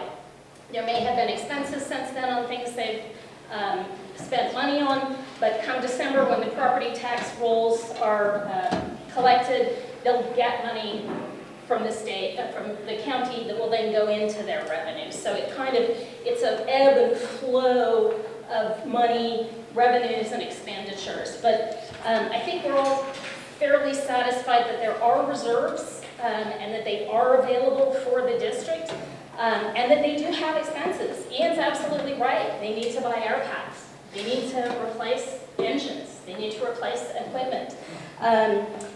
You know, and there's conversations that are ongoing about how we do that. Do you spend the reserves? Do you spend the cash, or do you finance it? I mean, right now, we have historically low interest rates, and you know, I would be a huge advocate of looking at financing it. The other thing is the air packs, the breathing apparatus that they need to replace. I've already offered to work with Foresthill Fire on grant applications. The federal government has a really robust grant program that is specifically designed to pay for things like that. And so there's opportunities for grant funding for that we really need to focus on. So I think, you know, in addition to the reserves that are existing, we do have other opportunities between grant funding and potentially some financing to look at making Foresthill Fire more stable, both in the short and the medium term. There are probably structural fiscal issues with the district, as there are, frankly, with Placer County Fire. We're asking North Auburn, Ophir Fire and North Auburn in Placer County to spend their reserves because they don't have enough tax revenue to pay for their level of service either. So I think the good news is that we've identified that there are dollars and there is not an immediate fiscal crisis that's facing anybody in this room. Longer term, that's a different discussion that hopefully this fire plan is going to help address. The second thing that we talked about in a number and a variety of meetings is this concern about stripping the district when Foresthill Fire goes up canyon. And this is not, I think we all know, not a new issue. This has been going on for a very long time. And you know, frankly, we need to figure out a way to make sure that doesn't continue. But I also, you know, am going to continue to engage in conversations about how do we do that? Because there's a question of equity to all the taxpayers of Placer County. If we come in with general fund dollars and say, Foresthill Fire, you're right, this is a huge problem, here's $160,000 for additional staffing, folks in other districts who are paying for those services are going to look at me and say, wait, why are you using my tax dollars for Foresthill Fire? So we need to make sure that whatever solution that we come up with, and we are going to get there, is equitable, both to the district here in Foresthill, but to everybody else in Placer County as well who's paying into that general fund. You know, there's a lot of other things that we touched on. I did want to touch on PILT because that is such a complex issue and there are so many moving pieces in it. So last year, Placer County received $605,000 for the payment in lieu of tax from the feds. There are probably about 10 different entities that respond into the federal lands, including Placer County Sheriff's Office, Foresthill Fire, Alta Fire, Dutch Flat Fire, North Tahoe, Truckee, Auburn City responds sometimes. There's others that I'm forgetting off the top of my head. But, you know, I just sort of, as an exercise for myself, said, you know, so what if we did decide we would, as a board of supervisors, say, yeah, let's give Foresthill Fire their fair share of the PILT dollars. Last year it would have been about $9,800. So it would not get to that longer-term structural deficit. But again, it's a conversation that we can still have. It's an open door. But just want to really put into context what those dollars really mean. It's not a panacea. It's not the solution to the problem that Foresthill is facing long-term. So what I really wanted to get to, again, before we open it up to questions, is to just pledge to you my commitment to continue working with Foresthill Fire, to continue working with the other districts, to understand what these other options are. You know, is it grants? Is it financing? Is it the county putting some share in? Is it other opportunities that we haven't even identified yet? Because this is important to all of us.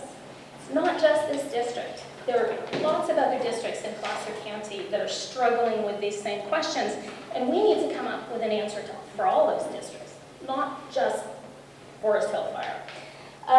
So, you know, I think when we get the long-term planning and recommendations relating to the county-wide fire service study, it's going to just open this whole conversation up and broaden it. But what I want to reassure you is that, you know, from my perspective, from the due diligence that we've done, looking at reserves, looking at what opportunities are available, Foresthill Fire is in a situation where we can get through until we get to that longer-term vision, until we get to that longer-term solution, which, as John pointed out, nobody has to sign on to. You know, if we come up with a series of recommendations and, you know, Foresthill Fire doesn't like it, they can say, thanks a lot, Placer County, we want to continue doing our own thing. But again, you know, I'm committing tonight to making sure that I continue to engage with your fire district and any other fire district that wants to have this conversation. County staff, much to their chagrin, I've told them they're fully on board as well and that they need to make their time available. I wanted to thank a lot of the county staff that are here tonight, actually, because we take this issue very, very seriously. We have Polly Heinsohn, who is our assistant, I forget your title, I always get it wrong, Assistant Chief Executive Officer. I don't know if David Bosch is still here. I think there he is, he's hiding in the back. David Bosch is our CEO. I asked them to come tonight because I really want them to see and hear what the concerns are. Because what we hear tonight are going to be the same concerns that other districts have, and we need to incorporate those concerns into this longer-term planning vision. And you know, I'm very hopeful. My husband's a firefighter. I'm very hopeful that we're going to get to some good solutions and some good outcomes on this. And you know, the good news is we're all going to make it. You know, Placer County Fire is going to spend our reserves. Foresthill Fire has reserves that they can spend if necessary. We're all going to make it till we have this longer-term vision that hopefully we all agree is a great vision and that we can sign on to. So, those are kind of my thoughts on this whole process. I'm going to turn it now back to the Foresthill Forum Board. They're going to ask questions. When they're done asking questions, Chase Dowling, who is the chair, is going to recognize folks in the audience. For the benefit of our secretary who's taking notes, when you have a question, if you would stand up and identify yourself for her, that would be incredibly helpful for her. So I'm going to sit down now and listen to what the questions and concerns are. All right, Larry. I too like to echo, thank you for the work you guys have put into it, especially the county people to get drug out. I was a little reluctant on this evening. I thought it was not going to be what it was, and I'm very much impressed the way things were done and the way you did it. I'm probably going to have to cancel the fish fry at Frenchman Lake next week because I don't have time to catch fish now, but that's okay. I'd like to check over some of the figures. Some of the things just in my head didn't pencil out. $1.50 for this, $1.02 for that. Some of those are wrong. I hope that in your final output, whatever your recommendations may or may not be, that the numbers are right. To me, that just raises the question right off the bat that, you know, there's figures and there's damn figures. And so I'd like to be sure that everything goes in there. I'm a little disturbed, and once again, these are my top of the head figures. We pay about $7.5 million into that fire assessment public relations thing. It looks like we get about $750 back. Is that the CAL FIRE fee? Mm-hmm. And so those are things that I think need to be looked at because I really don't need to do that. And so those are my questions. One are the disparity in some of the things I've heard that don't add up. And the second thing is, I'm really curious to see what this is. I would have liked to have some of this information earlier, the slideshow, and then you can go through it and dig it out. And very impressed with the presentation. Thank you. For myself, I'd like to thank you all for coming out too. The turnout from the community seems to be quite a bit more interest than we've seen here in a long while. I was wondering before I left the house tonight, going, I sure hope people show up and make people from the county and all the fire department's time worthwhile, and I think that's the case. As a resident of Foresthill, I'm going to say I'm finally 10 years or more now, 11, 12 years. When I first moved back here, our fire department was pretty robust. And there was promise when I lived in Montverde Estates down here that in 2013 we might see a fire station down there in Montverde, and there's a lot specifically dedicated to the fire department and our development for that. With the downturn in the economy, with what happened, nobody foresaw that. That lot is still an empty lot, and the fire department's paying to maintain it and doing a good job and working with our community. As Luana noted, we worked real hard to become a Firewise community, nationally recognized Firewise community. There's a lot of work that went into that, a lot of people's parts. Our deputy chief over here at Foresthill Fire Department has just been amazing on that, and Luana, all of you have just done a really great job. I just wanted to say that while you're all here. I echo Larry's comments. The numbers are just, they're mind-boggling to me that with all these 29 or however many districts and how the money goes back and forth and reimbursements, that has to be a nightmare. to manage. The administrative costs and the overhead and that kind of burden, if I had to look at it in my company, I would imagine those are exceedingly high for all the people you have to hire and manage this rat's maze of laws and everything that goes on. I'm just, good on you for navigating that. I don't know how to do it, but I'd love to see that simplified in some way. Pipe dream when you deal with governments and bureaucracies, especially when you cross federal and state jurisdictions and boundaries and counties and cities. Wow. And then deal with voters' opinions and everything. So I did have a question. I think this is, you had mentioned something, Victor, in terms of the next available resource. When assuming that Foresthill Fire couldn't respond to a call out there, it might be in Auburn, it might be Grass Valley. At a previous meeting, I asked the question, what about CAL FIRE? They're here during the fire season. Could CAL FIRE possibly be the next available call? Are they equipped here with EMTs and?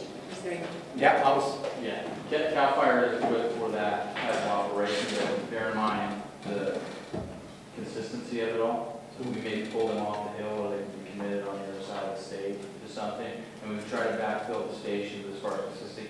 If we were on station, we would be the closest resource in that. And that's a segue into my next question. You talked about stovepipes, right? Moving resources from one district to another. So for the fire in Butte County, you probably have assets that you pull here to go fire that, or lake fire, or whatever. Do those stovepipes prevent you from doing that, moving your resources out to those fires?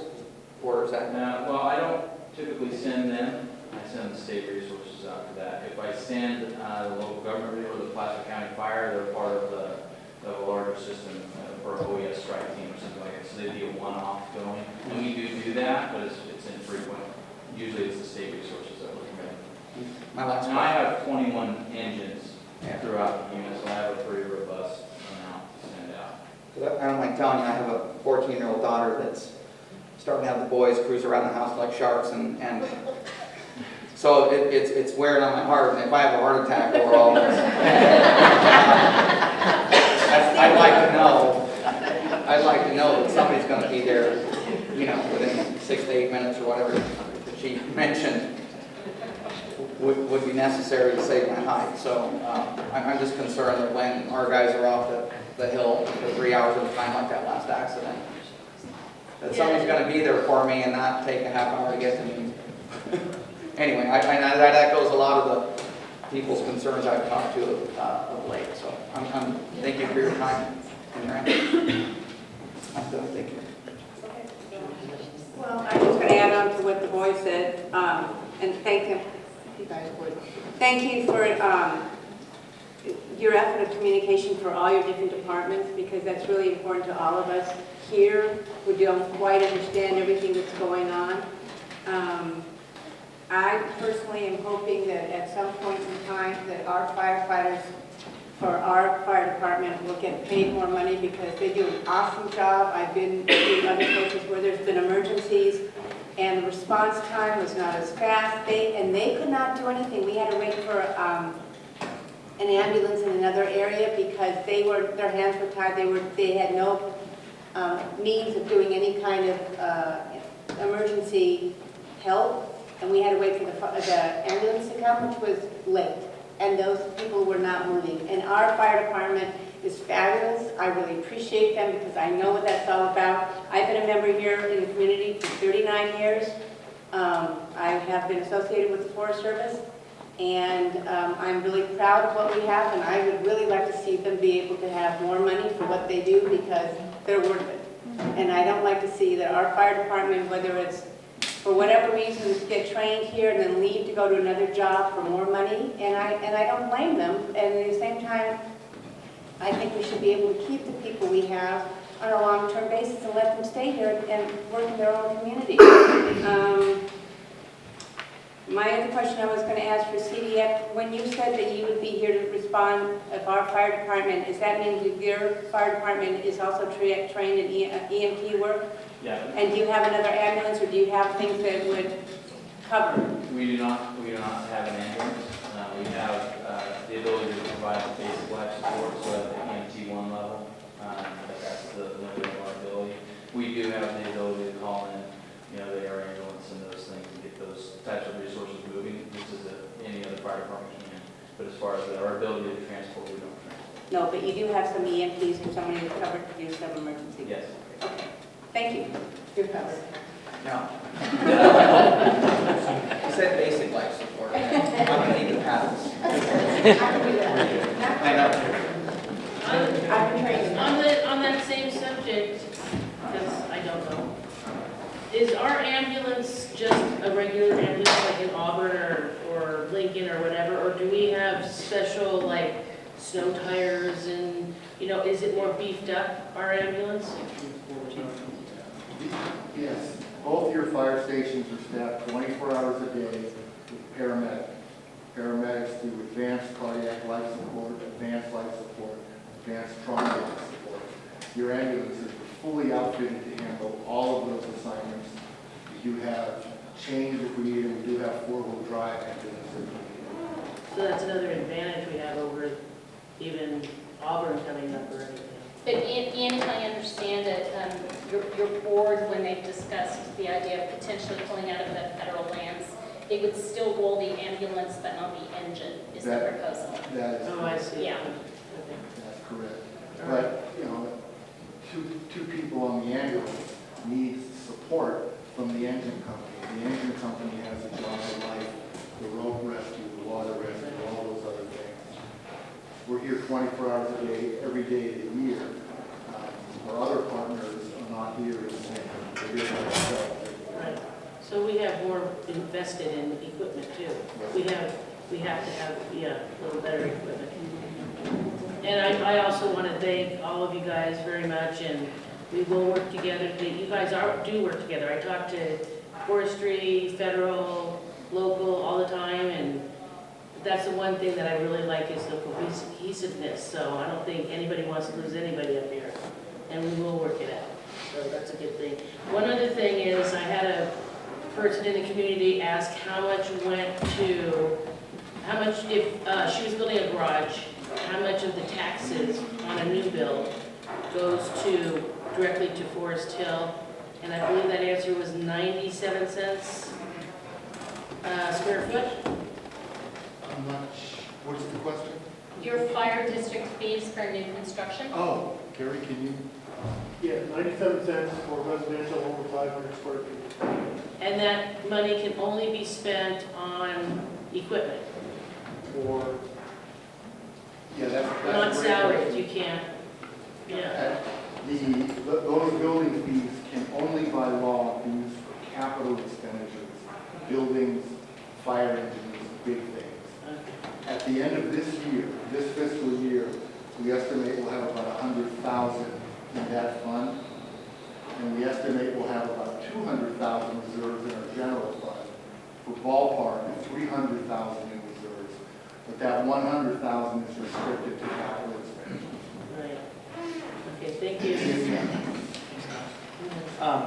I'd just like to add echo what everybody else said up here. I thought the presentation was pretty outstanding, actually. It was pretty informative. I'd like to thank everybody from the county and all the different fire districts that showed up tonight. That was really neat, really informative. My main question that I had was, I heard a lot of talk about Prop 172 funds and stuff like that. Everything blew by so fast, I kind of was left in a haze going, what? And I heard Chief Gal say, well, we can get those funds, and then I don't know if anybody said they couldn't get those funds. What are those funds exactly, and what is the can they actually get part of those funds or not? Or I guess it would be probably you, John. I don't know. Do you have the best answer to that, or would that be you, Andy? Prop 172 funds are essentially the ERAF 2. Remember, there were two different ERAFs that came into play. The second ERAF came into play in 1993. In response to that, and in response to the further hindrances that takeaway for the schools was going to have on local governments, counties, cities, etc., was going to have on their budgets, the voters did pass a 0.5 cent sales tax. That 0.5 cent sales tax essentially goes to cover public safety in general. where public safety can be broadly defined. There's nothing that suggests, however, that special fire districts, for that matter, are privy to Prop 172 funds, because ERAP 2, what it did was it exempted special fire districts specifically. So the 172 was passed in response to ERAP 2. ERAP 2 specifically exempted special fire districts. So although a board of supervisors can very much agree to fund fire services, whatever those fire services are, with 172 money, the nexus isn't there for special fire districts. And that's where some of this confusion is coming in, I guess. I'm sorry? And that's where some of this confusion, I guess, is coming in here. We'll get to the public in just a second. Or is this... what he says, he's in error. What's that? I'm going to refute what he says because he's in error. Oh, he's in error. Yes. Okay, I guess. Yeah, we'll get, can you get it in public comment, Chris? Would that be okay? Perfect, thank you. I think that's all from the board. Does anybody have any questions? Oh, Becky, do you have? We did go through these pretty quickly. I thought I might provide a bit more context on this one. So the only point I was trying to make about the 172 and the funding for the rest of public safety is that, again, if you look at that red line across the top, the green line being the general fund, and you'll notice how the general fund is ticking up to keep up with the costs that are increasing in public safety. That blue dotted line in the middle there, dark blue. Pardon? The solid ones? No, the dotted one. So that's public safety sales tax. So just to demonstrate that it's starting to recover as we're coming out of the recession, but it is relatively flat. And so the general fund is the elastic revenue source that is flexing with the cost that we're experiencing. So the point being is that 172 is not meeting our expenses, and we are having to continue to add more and more general fund to meet the need for public safety funding. So trying to just demonstrate that those resources are fully subscribed right now. Okay. That's the point. Thank you. Mr. Dowling, I had an answer for Mr. Jordan's question. I'm sorry I didn't give you an answer before on the SRA distribution. We had a $750,000 that went from the grant program, that $9.5 million that had been put in the governor's budget this year. We'll see a $5 million allocation this next fiscal year. $1.3 million comes into the local unit budget, and that funds a variety of positions in our Fire Prevention Bureau, our inspectors, I mentioned them before, but that's 1.3 for all those positions and all the operating expenditures that support them, the vehicles and all that stuff. And then $100,000 was released to the local unit for discretionary projects, and so I gave $50,000 to a media buy so that we could get our fire prevention messaging out at a greater level. So we were getting Pandora, we were getting some non-traditional things.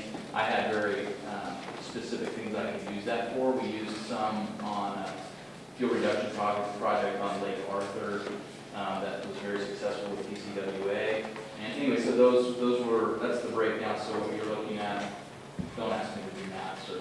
But so yeah, $7.5 million roughly is coming out of Placer County into a trust fund. So as it comes out, it sits there, and the legislature allows the distribution of them. So But it's not site specifically. no. That's my point. Okay. Sorry, Larry, did you have something to add? Excuse me? Did you have something to add? No, I just asked if it's site specific. No, okay. Where you got it, where you spend it, the answer is no. Okay. All right, now is that all good for the forum? We'll come back. All right, we're going to throw it out to the public now. If you can raise your hand, I'll try to call on you accordingly. Please stand up, state your name, and then your question. So, what's that? Or if you choose to go to the mic, I guess would probably be a good way to do it as well. Let's go with Chris Reams first. Hi. Chris, do you mind on the mic? Don't have to. I think people can hear me, right? Right. Okay. Okay, just to talk, there's some confusion about 172, and I want to clear it up. Okay. In my hand is the Attorney General for the state of California. In the year 2004, the Attorney General, in case number 03804, said the following. An independent fire protection district is eligible to receive 172 monies under the Local Public Safety Protection and Improvement Act of 1993, which is 172. So they have clearly said, and in fact, you can't give it to the small districts. The ERASF funds aren't talked about in the rest of it. If you want to know more, it's 03804, and it will say clearly that the small districts, local districts can use 172 money. The second item I have here is Nevada County's recent one, 247, where they just issued to all the small districts 10% of the 172 money to the small districts. In Yuba County, they give 15% of their money to the small districts. There's about 10 other counties in California that give their money to the small districts. So I just want to clear that up, because there's a lot of misunderstandings out there about it, okay? The Attorney General, by the way, there was a report that was written, I think, in 1996 by the county council, which said that they couldn't have the money. But that has been overridden by the Attorney General, who takes precedence, obviously, over the local council, okay? So I just want to make it clear, that's all. This seems to be confusing, and I want to make sure that we understand the exact issues here. Because we get into all these little technicals about ERASF, and the Attorney General clears it up, that we're good, okay? So just to let you know, we could do that. But I think what we're looking for in the future is maybe using some of that for our consolidation. And I think the county can do that pretty easily. You know, we'll see. We hope, because we're working together with the county to do that. But I just want to clear it up that it can be done. Okay? Thank you, Chris. And we agree, and we have that interpretation too, and we have that same understanding. It can be. Yeah, that's the point. It's eligible for, yes. Yeah, it is. The small districts are able. We're going to need to be for consolidation too. All right, is that all you have? Okay, thank you. Any other questions? Cameron? Sorry. You can walk across the front.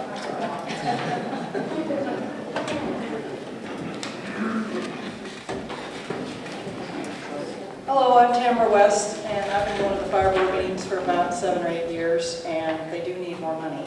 I agree with that, and I think the people of Foresthill need to pay more. When they went out and did their N&N, they didn't ask for enough. And I'd be more than willing to pay to have the ambulance myself. When you have a loved one laying on the floor, you want them there in just a few minutes. Or you're headed to the hospital and you have to stop at the church, you want them there in just a few minutes. We do not want to have to wait for them to come out of Auburn. With this study that you're doing, it's not just our fire department that's having issues, it's all over the county. And one thing, I've lived up here 13 years now, and I live right on Foresthill Road. And one thing that they didn't have a long time ago was all this recreating. You have tons and tons of people that come to the National Forest. I don't know what they do in Alta. Maybe they do that over there too. But they bike, they kayak, they ride quads, and I'm not sure how you would get the money out of them, but they do need to pay because they do use our services. It shouldn't just be on us who live here. And I think you should look at that when you do your study for the whole county. It's kind of like the car tax that we pay. Yeah, these people from the Flatlanders, or the Flatlanders we call them, they do need to pay something when they come up here and use our services. So I would really appreciate it if you would look at that during your study. And I'll gladly give you my phone number and we'll talk. And you come to my house. I mean, it's nonstop during the weekends and a lot of times during the weekdays, especially in the summertime. Thanks, Tamara. Any other questions? Sherry? Hi, I'm Sherry Wicks. I've been living here for about 33 years. And I do want to say I'm very impressed with the presentations. I would have hoped that we could have either handouts of the PowerPoint or maybe information a little bit ahead of time so we could just analyze it a little bit and kind of understand the big picture, but I really do appreciate the presentations. There's a couple things I'd like to know is a copy of the PowerPoint presentations going to be on the county's website so we can get access to them? This whole presentation will be on the county's website and links to the PowerPoints. Okay, great, great, great. The other thing that I would like to have seen is in looking at the maps of all the different fire districts, it is very noticeable that Foresthill, on the map that has the Forest Service land, it would have been really nice to include the rest of the government land. One of the problems that we've got is we've got a lot of square miles or acreage, acres that are government AKA, also known as properties that do not pay property tax. And I would like to know what the percentage is of those properties that do not pay property tax. Thank you. Thank you, Sherry. Any other questions? Gary, you got a question? Jerry Cole, a resident of Foresthill for about 3 years now. You can lift it up. It'll come up to you. It's adjustable. I believe the Foresthill Fire Department is being paid per call for responding out in the Forest Service. Is that correct? Is that the? I'm sorry, what was your question? How is the Foresthill Fire Department, the $17,500 for Middle Fork funding to Foresthill, and then there was a $9,800 figure thrown out there? So the $17,500 is part of the Middle Fork agreement between PCWA and Placer County, and it's intended to address the increase in growth for visitation to the Middle Fork area, and it's connected to cost of living, essentially, increases, and so that's what that figure is for. And the $9,800 is proportionally what Foresthill would receive based on call volume. The calls they respond up there? The calls they respond to, yeah.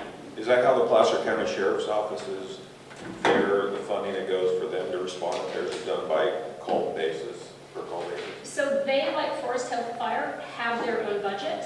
If we were to allocate those dollars just to the agencies that responded, North Tahoe Fire, Truckee Fire, the Sheriff's Department would get the bulk of the PILT dollars as it stands now. I'm trying to understand this. The Foresthill, the residents in the district of Foresthill are paying to staff those stations, and the Foresthill Fire Protection District is being reimbursed for the hours that staff and their equipment they use when they respond up country for just the incidents, but Placer County Sheriffs are being paid a lump sum period whether they respond on calls or not. No. I think you're misunderstanding. Do you want to jump in? I'll give it a shot. Sure. So hypothetically, if we were to divide the PILT, money by the number of calls from all the different agencies that respond onto the federal land, okay? Hypothetically, if we were to do that, Foresthill would receive about $9,800. That's what Supervisor Montgomery was saying. And based on call volume, so the sheriff's office is by far way up here in terms of calls in the federal lands. Okay. And then it kind of goes down until you get down here. Foresthill, et cetera. 18 calls last year, 29 calls before, about roughly, just for the sake of the math, about 25 calls a year over the last 3 years. Now that's hypothetical. Okay, so that's not happening now.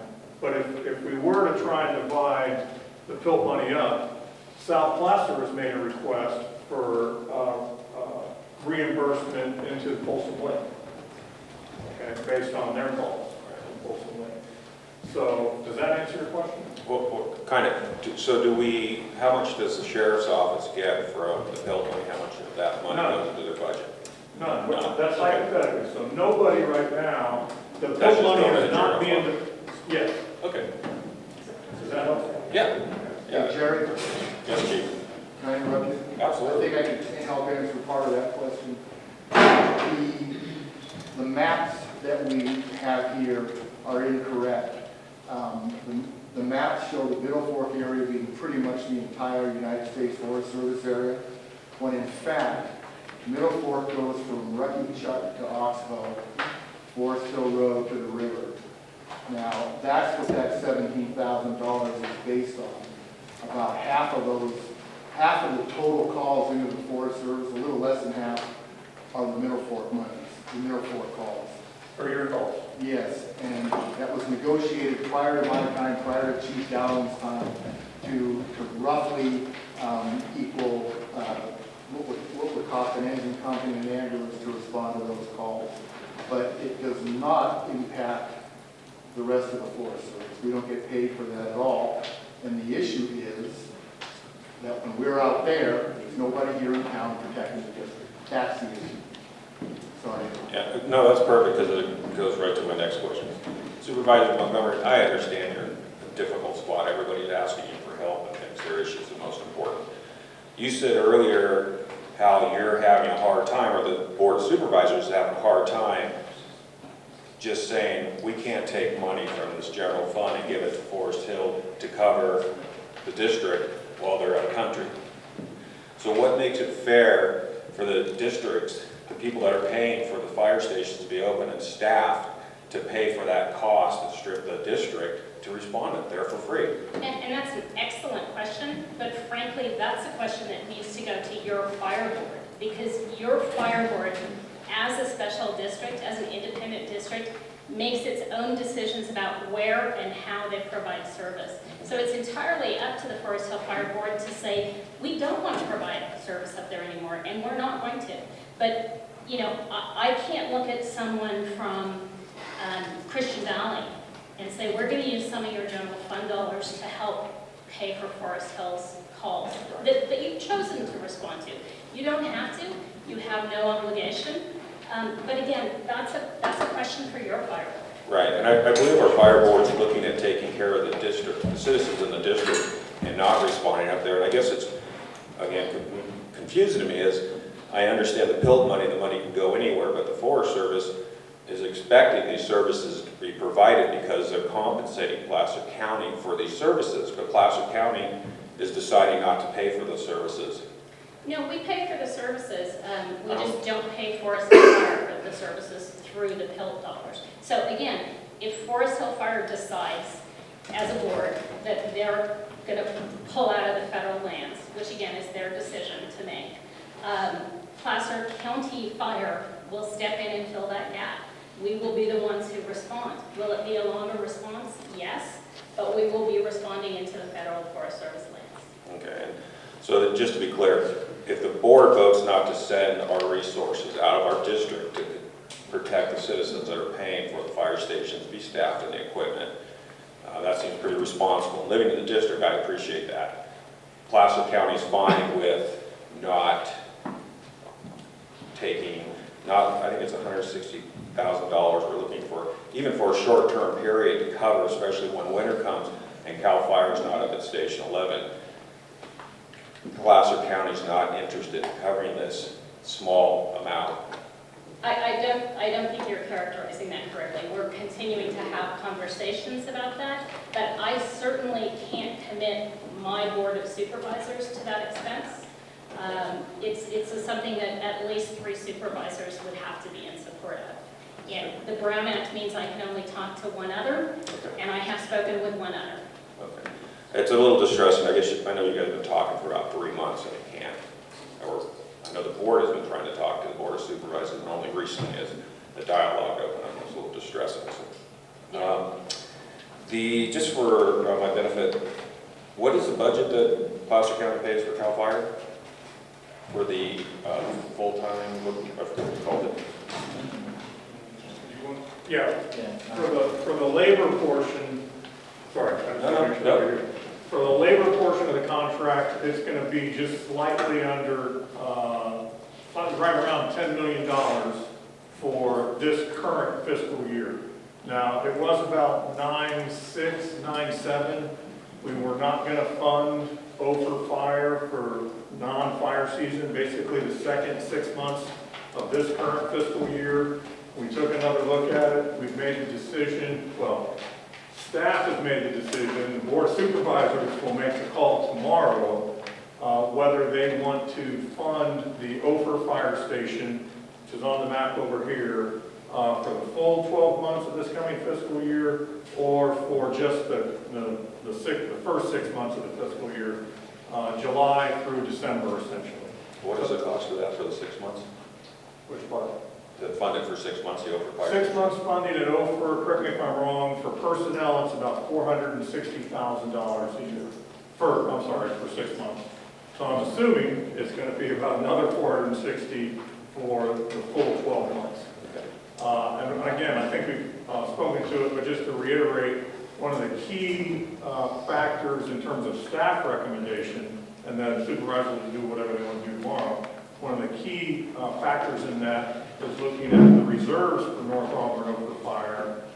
Staff has made the decision that there's enough reserves within the North Auburn Ophir Fire, George calls it a stovepipe, okay, the North Auburn Ophir Fire budget to enable us to fund that for the second 6 months of the year.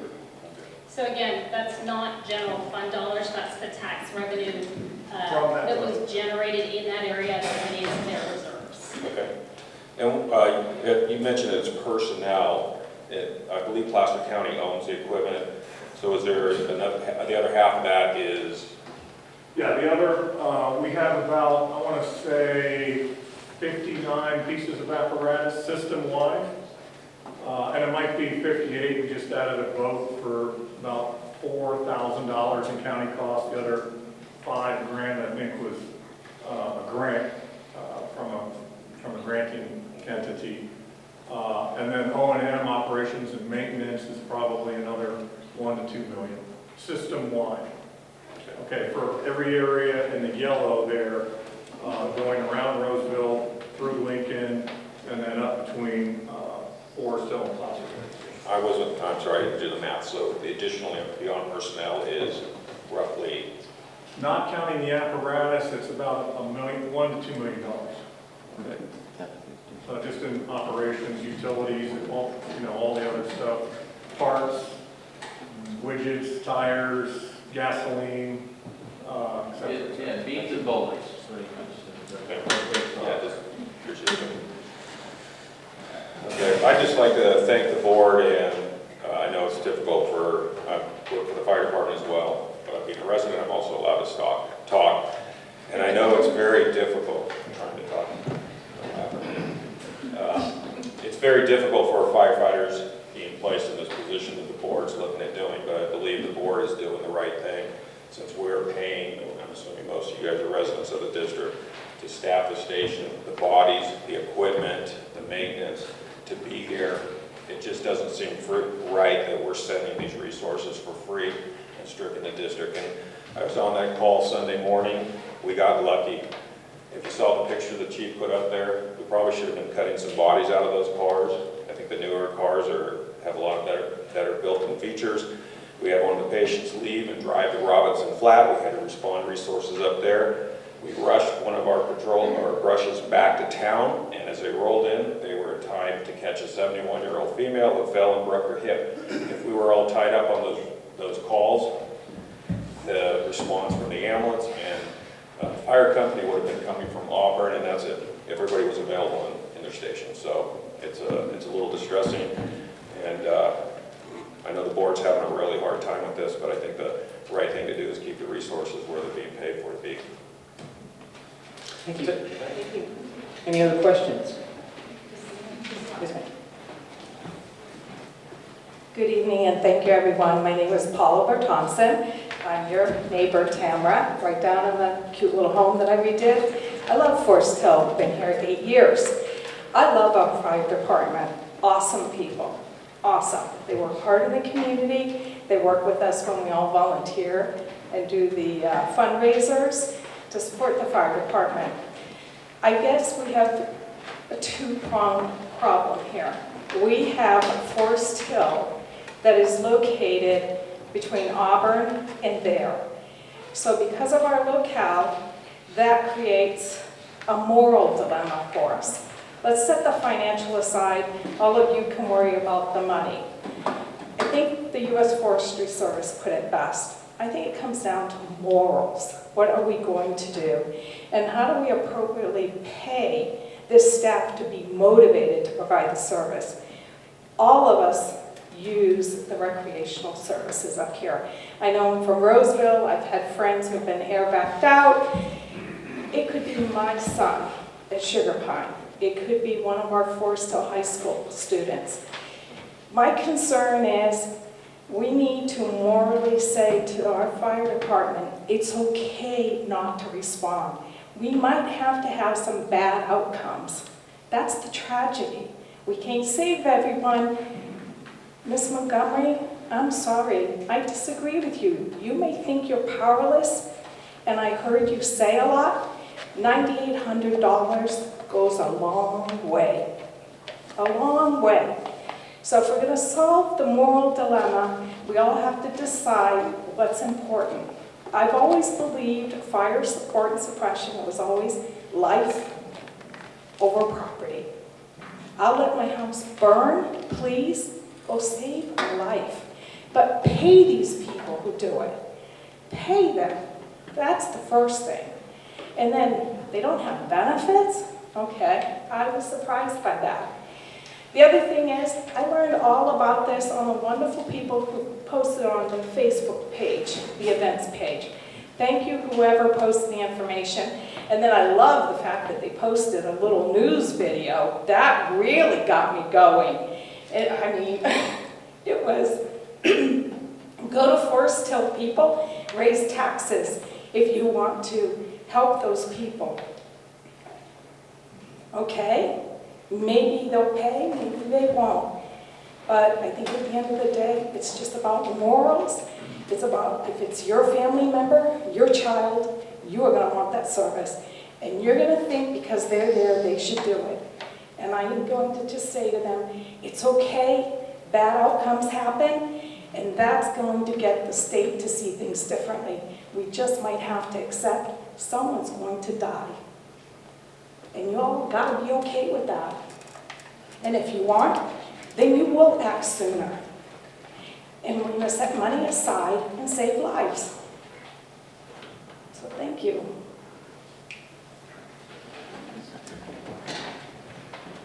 Chris? Well, happy bad guy, Jennifer used that. I want to thank her, by the way, very much. She's really tried to make this thing work. She's still working on it, as far as I know. Okay, so let's give the credit to the people that are working on this thing, the chief and everybody, and the Lord. This board is dying inside. It's a heartache, okay? We have to take care of you. That's our job. And if we're in our country and not taking care of you, we're not taking care of our taxpayers, okay? But here's the issue that I think is important. All of us have children. Most of us have children, okay? And we treat them fairly, don't we? We try to do everything we can to treat them as evenly as possible, don't we? But sometimes one of them gets an illness and they have to have surgery or they have to go to the doctor. So we have to spend more money on that child because it's going to save their life. Life is not fair. All I'm saying is, it's just like the board of directors, okay? Sometimes you just got to take care of the sick kid. And that's the way it has to be, and the other kid doesn't get anything from it. And that's just too bad, but it's how life is.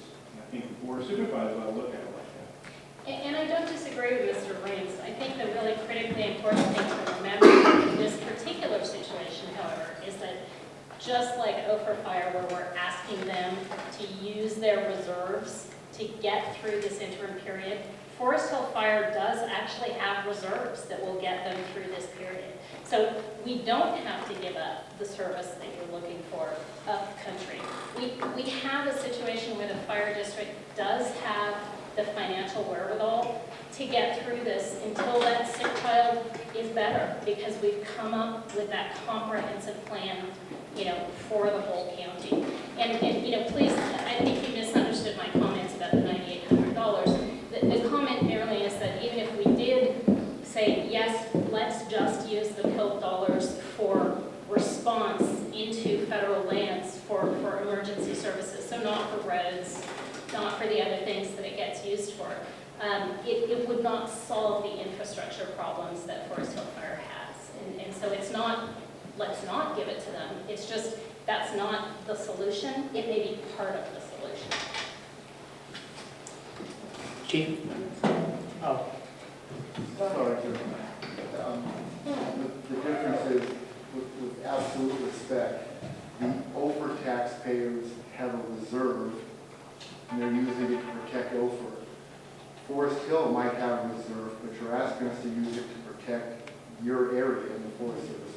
That's the difference. And you've made that argument before, and we've talked about it a couple of times, and that goes back to the fact that it's an independent district, and your board can absolutely make that decision, and Placer County will respond to whatever decision your board makes. So if we have to direct Placer County fire personnel and equipment to the upcountry, that's what we'll do. But just as we don't tell your independent district how to operate because you're an independent district under state law, we don't fund you either, except in the case of particular contractual agreements. And so believe me, it is a difficult conversation. And we need to keep having it because there are solutions. We're not going to get to them tonight, but there are solutions. And I think we can get to solutions that work for everybody. They work for Foresthill Fire, they work for the visitors to the area.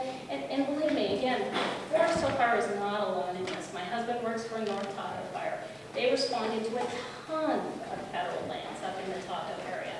And, you know, I'm sure that if I said, let's share the PILT money with Foresthill Fire, the next conversation I'd be having would be with Chief Schwartz from North Tahoe Fire. And again, I need 2 other supervisors to make any decision on this. It's a policy decision that the board is going to have to make ultimately. And hopefully, we get a better sense of what that policy should be and the direction we should go in through this study that we're going to be doing. I have a lady over here that's waiting patiently. Okay, I'm Geraldine Gow, and I don't live in Foresthill, but I'm Chief Gow's wife, and I don't know anything about budgets, but I'm wondering, Jennifer, you've said that the PILT money is going into the general fund, and I'm wondering why it's not going into an allocated fund for emergency services specifically, especially since it's coming from the Forest Service for that specific purpose. Why is it going into the general fund? So I'm going to defer to Becky on that one because she is our financial specialist on this. Or, okay, I'll defer to Andy. PILT money, again, is property in lieu of tax. So the property tax in lieu, basically, because the federal government does not pay property tax, that money comes to the county in lieu of that property tax. Property tax, and PILT money for that matter, is a discretionary revenue source. It's placed into the general fund. As a discretionary revenue source, it goes to fund all the discretionary programs that the county has, similar to property tax, similar to sales tax. It's just a discretionary source. The majority of that discretionary money, because PILT is, it's just a small component, it's only $600,000, but because it is a discretionary source, it is actually going to fund things like public safety that include the funding of the sheriff. As you saw, $85 million goes from the general fund, of which this component of PILT is part of. So it's going to the public safety fund to fund things like the sheriff, the DA, probation, OES, and on top of that, dispatch for the fire services in the county as a whole, in the area. It also goes to fund a $1 million annual general fund augmentation directly from the general fund into our fire control fund, which covers things like the apparatus that we buy for the county fire system as a whole. That includes the districts that are governed by our board and fire services in Placer County. So PILT money is just another discretionary revenue source because it is a property tax in lieu. It's treated, it's just the same as exactly as property tax because that's what it's being paid for. And the PILT law, federal regulations, state that we can use it for anything that we use property tax for. That's exactly what it is. Thanks, Andy. That was good. Good answer. Hold on, Jerry. We're going to try raising our hands. Yes, Jerry. I think this is confusing for a lot of people, and I think it's important that we distinguish 2 different things. One, the Foresthill Fire Protection District has a revenue problem that has created some problems for the district. Additionally, the next problem that we're talking about is, and tell me if I'm wrong, the Forest Service is paying PILT money expecting services from Placer County to respond up into the forest. And one of those services includes sending resources from Foresthill up there for the car crash like we had yesterday. Is that pretty accurate? I'd like to answer that. Sure. My understanding, because I'm not a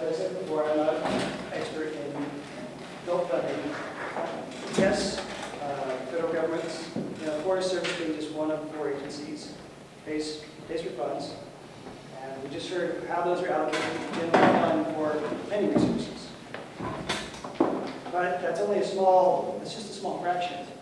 I think we're getting kind of focused on the narrow slice of the pie, what is really required to pay for all of the safety services that are required for the county. Does that answer your question?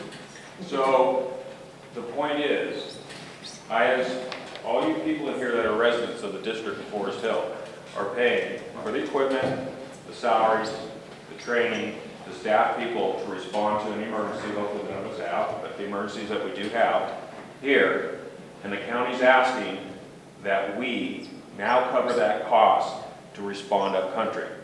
Our budget in Forest Hill is just over $1 million. What's Placer County's budget? 813 million this year.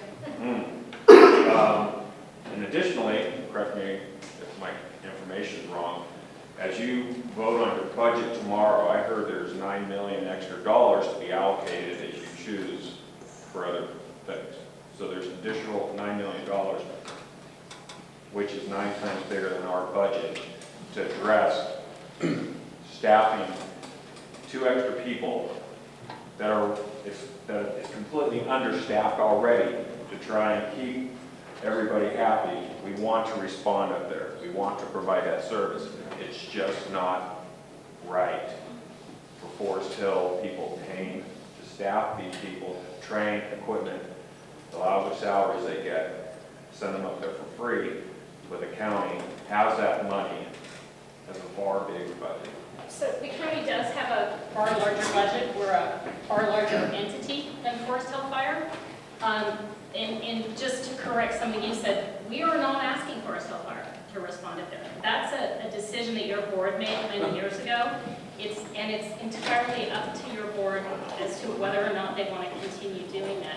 And so that's the piece of being a special district, being an independent district, that is really difficult for people to understand. Oh, Would you let me Jerry, finish, hold on, please? let her finish, Yeah. please. I listened patiently while you spoke. It's your turn to listen patiently while I speak.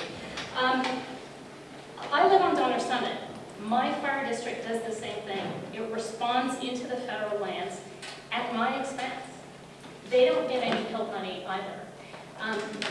And you know why I expect them to do that? I expect them to do that because when I'm on the federal land and I get hurt, I expect them to show up and help me. That's the idea behind fire districts responding.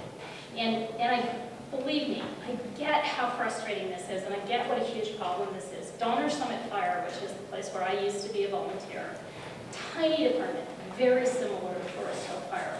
We were a training department for every other department in the state. Same thing, terrible wages, no retirement, none of that stuff. At a certain point, we said at Donner Summit Fire, this is unsustainable. What can we do about it? So we went and we talked to Truckee Fire and we said, we would like you to consider taking us over. We ended up paying some additional fees to Truckee Fire to do that so that they would continue to serve our area and frankly the federal lands in our area at a level of service we expected. But again, they're an independent district. We as a community went to them and said, we want to see this fire service continue to be provided at this level and into the federal lands. What do we need to do to make that happen? That's a conversation that, while we're having these conversations back and forth between agencies and entities, the community needs to be having with the fire board. What is your expectation for level of service? And frankly, what are you willing to pay for it? Maybe it's not a penny more than you're paying for it now. And then it's up to your fire board to make the tough decision based on revenue. It's not an easy conversation. And you know, I'm not dismissing at all any of the concerns that people have. I'm just saying we're not going to have a solution tonight. We're going to continue to have the appropriate conversations to figure out how do we come up with answers for this? How do we come up with resolutions that work? Your turn. Okay. So again, we're talking about 2 things tonight, free service and our financial problems. And you went more into kind of a financial problem. You said when I stood up, we're not responsible to respond up there. I think that's going to make the... You're not. So that may make it easier on the board. Who is... So for maybe Victor as well, who is responsible to handle the head-on that happened yesterday morning? Who's responsible for that? This is the if Forest Hill Fire doesn't respond, who does question. Well, you just said we're not responsible. Who is? No, I just said Forest Hill Fire is not responsible. You don't have, as far as I know, a contractual obligation under that. It's a choice that your board made many years ago. So the PILT money's being paid, I'm not trying to put words into his mouth, for these services. Who's responsible, I guess, I'm wondering. Jerry, I think Victor's going to try to answer this if we could. Yeah, so every year we have an agreement. Two agencies get together, we sign an agreement about who's going to respond. So my understanding, based on that agreement, is that Foresthill Fire will honor that agreement and respond to the incident, which is slightly different than what Ms. Montgomery said. You know, if the board decides differently and decides not to enter into the agreement again, so like that's their discretion. But currently, we have an agreement.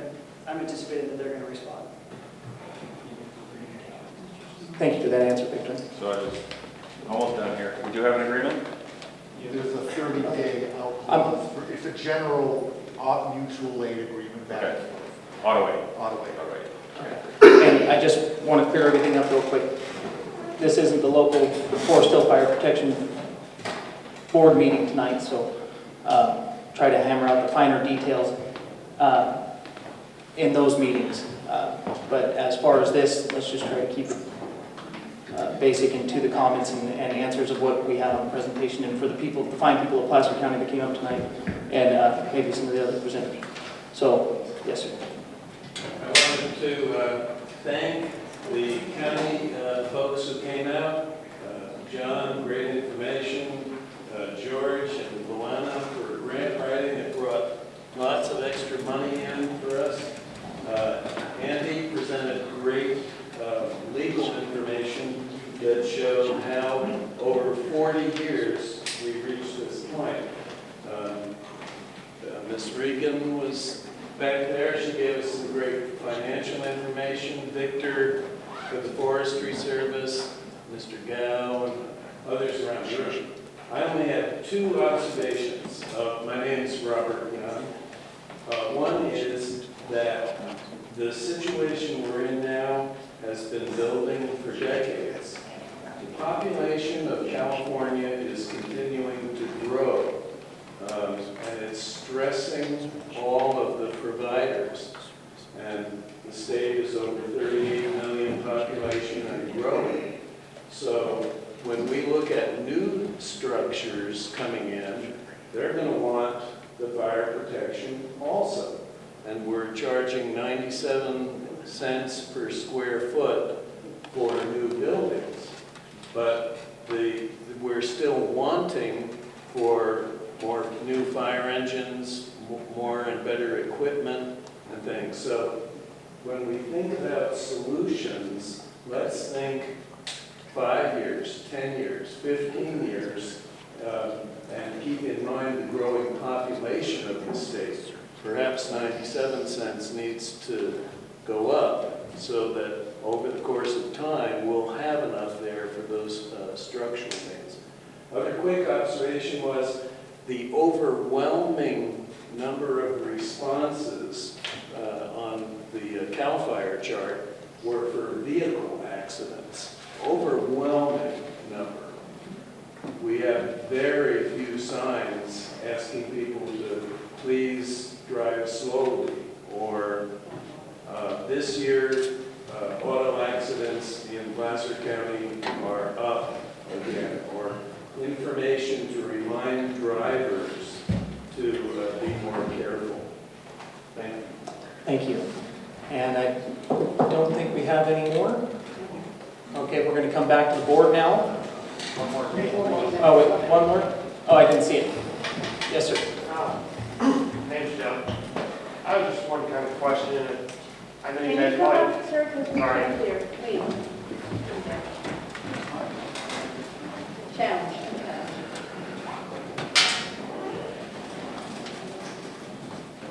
I know you guys are doing a big study, are going to do a big study on, the budget and everything, how you can fix it. What if, just theoretical, I know you guys don't probably have definitive answers, stuff like that, but what if the reserves don't cover some unexpected bill that comes in, and Foresthill has to go over hill or over and all that, those areas that are using their reserves? What if that's gone and they do have to go belly up? What is going to happen to our fire protection up here as far as, are we just going to rely on CAL FIRE's resources to just come from Auburn and stuff like that? Because if they are committed to wildland fires, what if we don't have those resources available? Because we do need a lot of resources to go to upcountry calls. I mean, we could strip a couple districts. So I have to tell you, that is such a great question, because actually one of the things I told Ian when we discovered that we actually did have this pretty robust reserve was, damn it, Ian, this conversation would have been a lot easier if you were actually broke. Frankly, it's much easier for me to make a compelling argument to my board if Foresthill Fire was actually in the position of being really fiscally unstable. You know, if they're getting to a point where they have no reserves, if they're getting to a point where they don't see that they're going to be able to, say, collect the strike team dollars, frankly, that's a much easier conversation for me to take to my board and say, this is actually an emergency. Now, I don't want us to get to that, and the good news is we're not going to get to that because there is this reserve. But, you know, it would be much easier for me to go to my board and say, Foresthill Fire is failing, they need money, than for me to go to my board and say, Foresthill Fire has, you know, X $100,000 in reserves, they need money. My board's just going to look at me like I'm crazy if I make that request. So, you know, I can't predict the future. I can't say there's not going to be some expense, but that conversation is always going to be on the table for us, always. But again, I can't predict the future and say they're not going to have a big expense or they are going to have a big expense. But if Foresthill Fire finds itself, or any other district that I represent, finds itself in a situation of being on the edge of insolvency, that is frankly a much easier conversation for me to have with the county and my fellow supervisors to actually step in. It's much harder to do when there's actually a reserve. Okay, so just one more follow-up on that. What's the minimum amount of reserve are you talking about? I mean, where is that line that you guys draw before it is too bad? Because 500,000 in reserves is not a lot of money. So I'm not a fiscal specialist. That is a conversation that I would need to have with Chief Gill. At the end of this fiscal year, we should have roughly maybe 300,000 in reserve. That's about 20% of our budget. Placer Hills, for instance, has a board policy. If reserves ever fall below 25%, we'll have big discussions over it.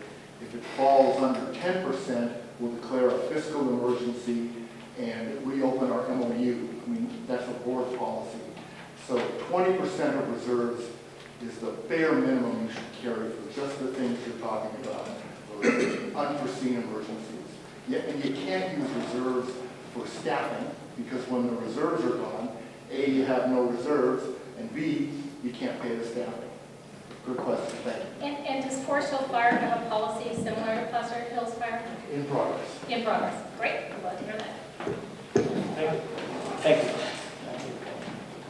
We're going to try to wrap these up as quick as possible, so one last question and then we're going to go back. I'm Lawrence Betancourt, the chief of both South Placer and Loomis Fire.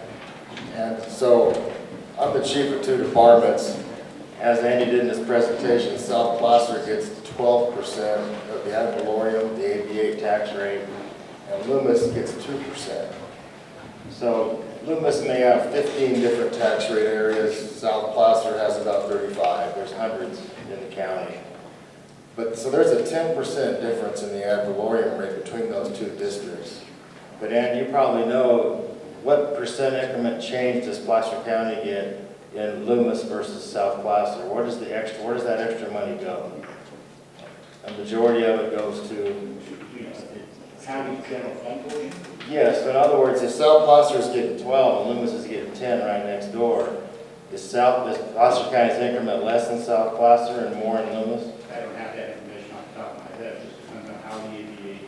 Yeah, so it's about, it ranges anywhere from 6 to 9%. So the county actually gets more property tax increment from Loomis and less goes to fire. So obviously an easy way to fix this is to get those tax increments up, and that would fix the problem. And hopefully the study is a pretty simple fix, and that's the major problem with the funding, is strictly the ad valorem tax rates. All right, thank you. All right, back to the board for questions and comments and finishing up this meeting. Yes, Sharon. Well, my question is, I can remember Supervisor Paul, when he was on a board for a fire department, their fire department failed or something, and when the county came in and took over, they ended up having to pay way more money for the people to come staff that. So to me, it's like if we can keep our little fire department going rather than having the county step in. I may be wrong on this, because that's going to end up costing the taxpayers way more money to have somebody else come in to provide our service than keeping our guys here on the hill.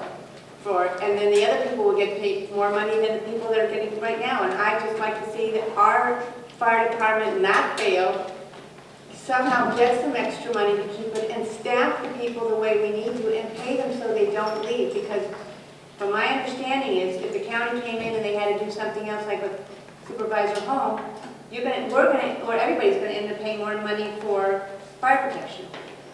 Is that correct or not correct? Yeah, and that's actually going to be part of the discussions for this longer-term consideration of how we provide fire service in the county. You know, what are those balances?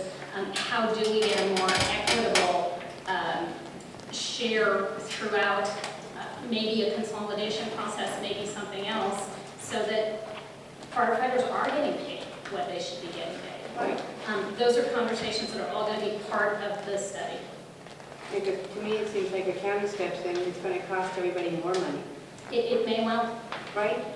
Or if we paid them more money and got more staff on here, we would be, all of us would be better off, and we have people that know our country and know the back country, and know the streets. And you would need at least 2 other supervisors on my board to be willing to do that. So, you know, as always, as I tell everybody who shows up in front of this board, you need 3 votes. Well, I think when I was at that meeting, when we were down there, I could see Supervisor Holm going like this, because he totally understood what we were talking about.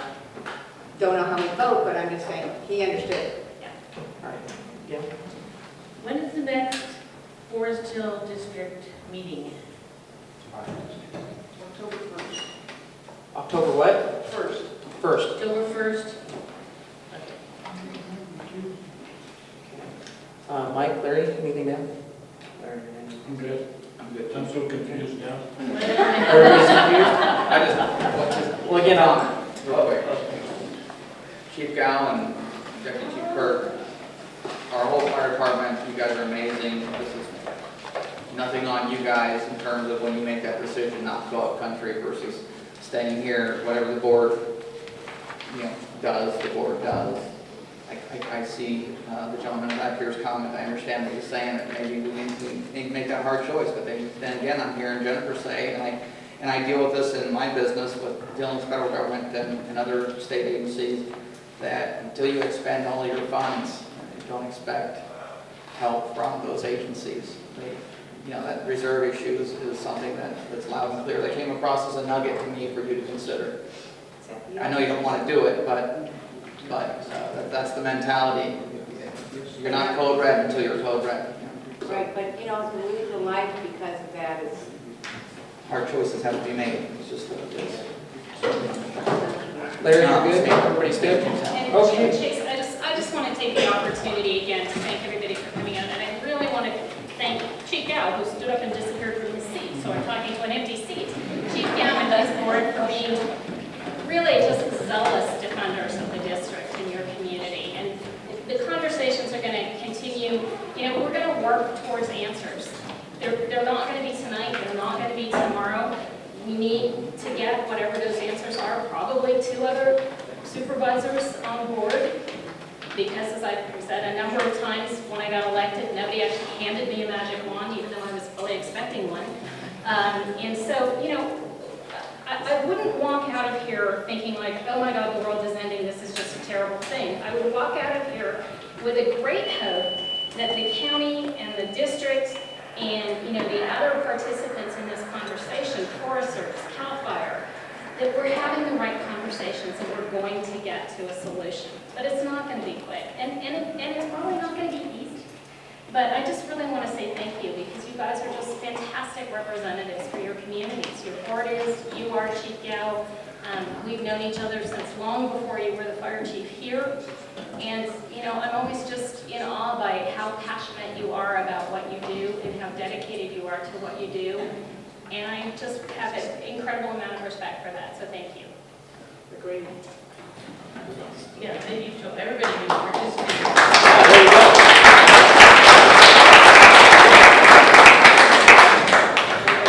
Yeah, I was going to thank everybody too, but Jennifer stole my thunder.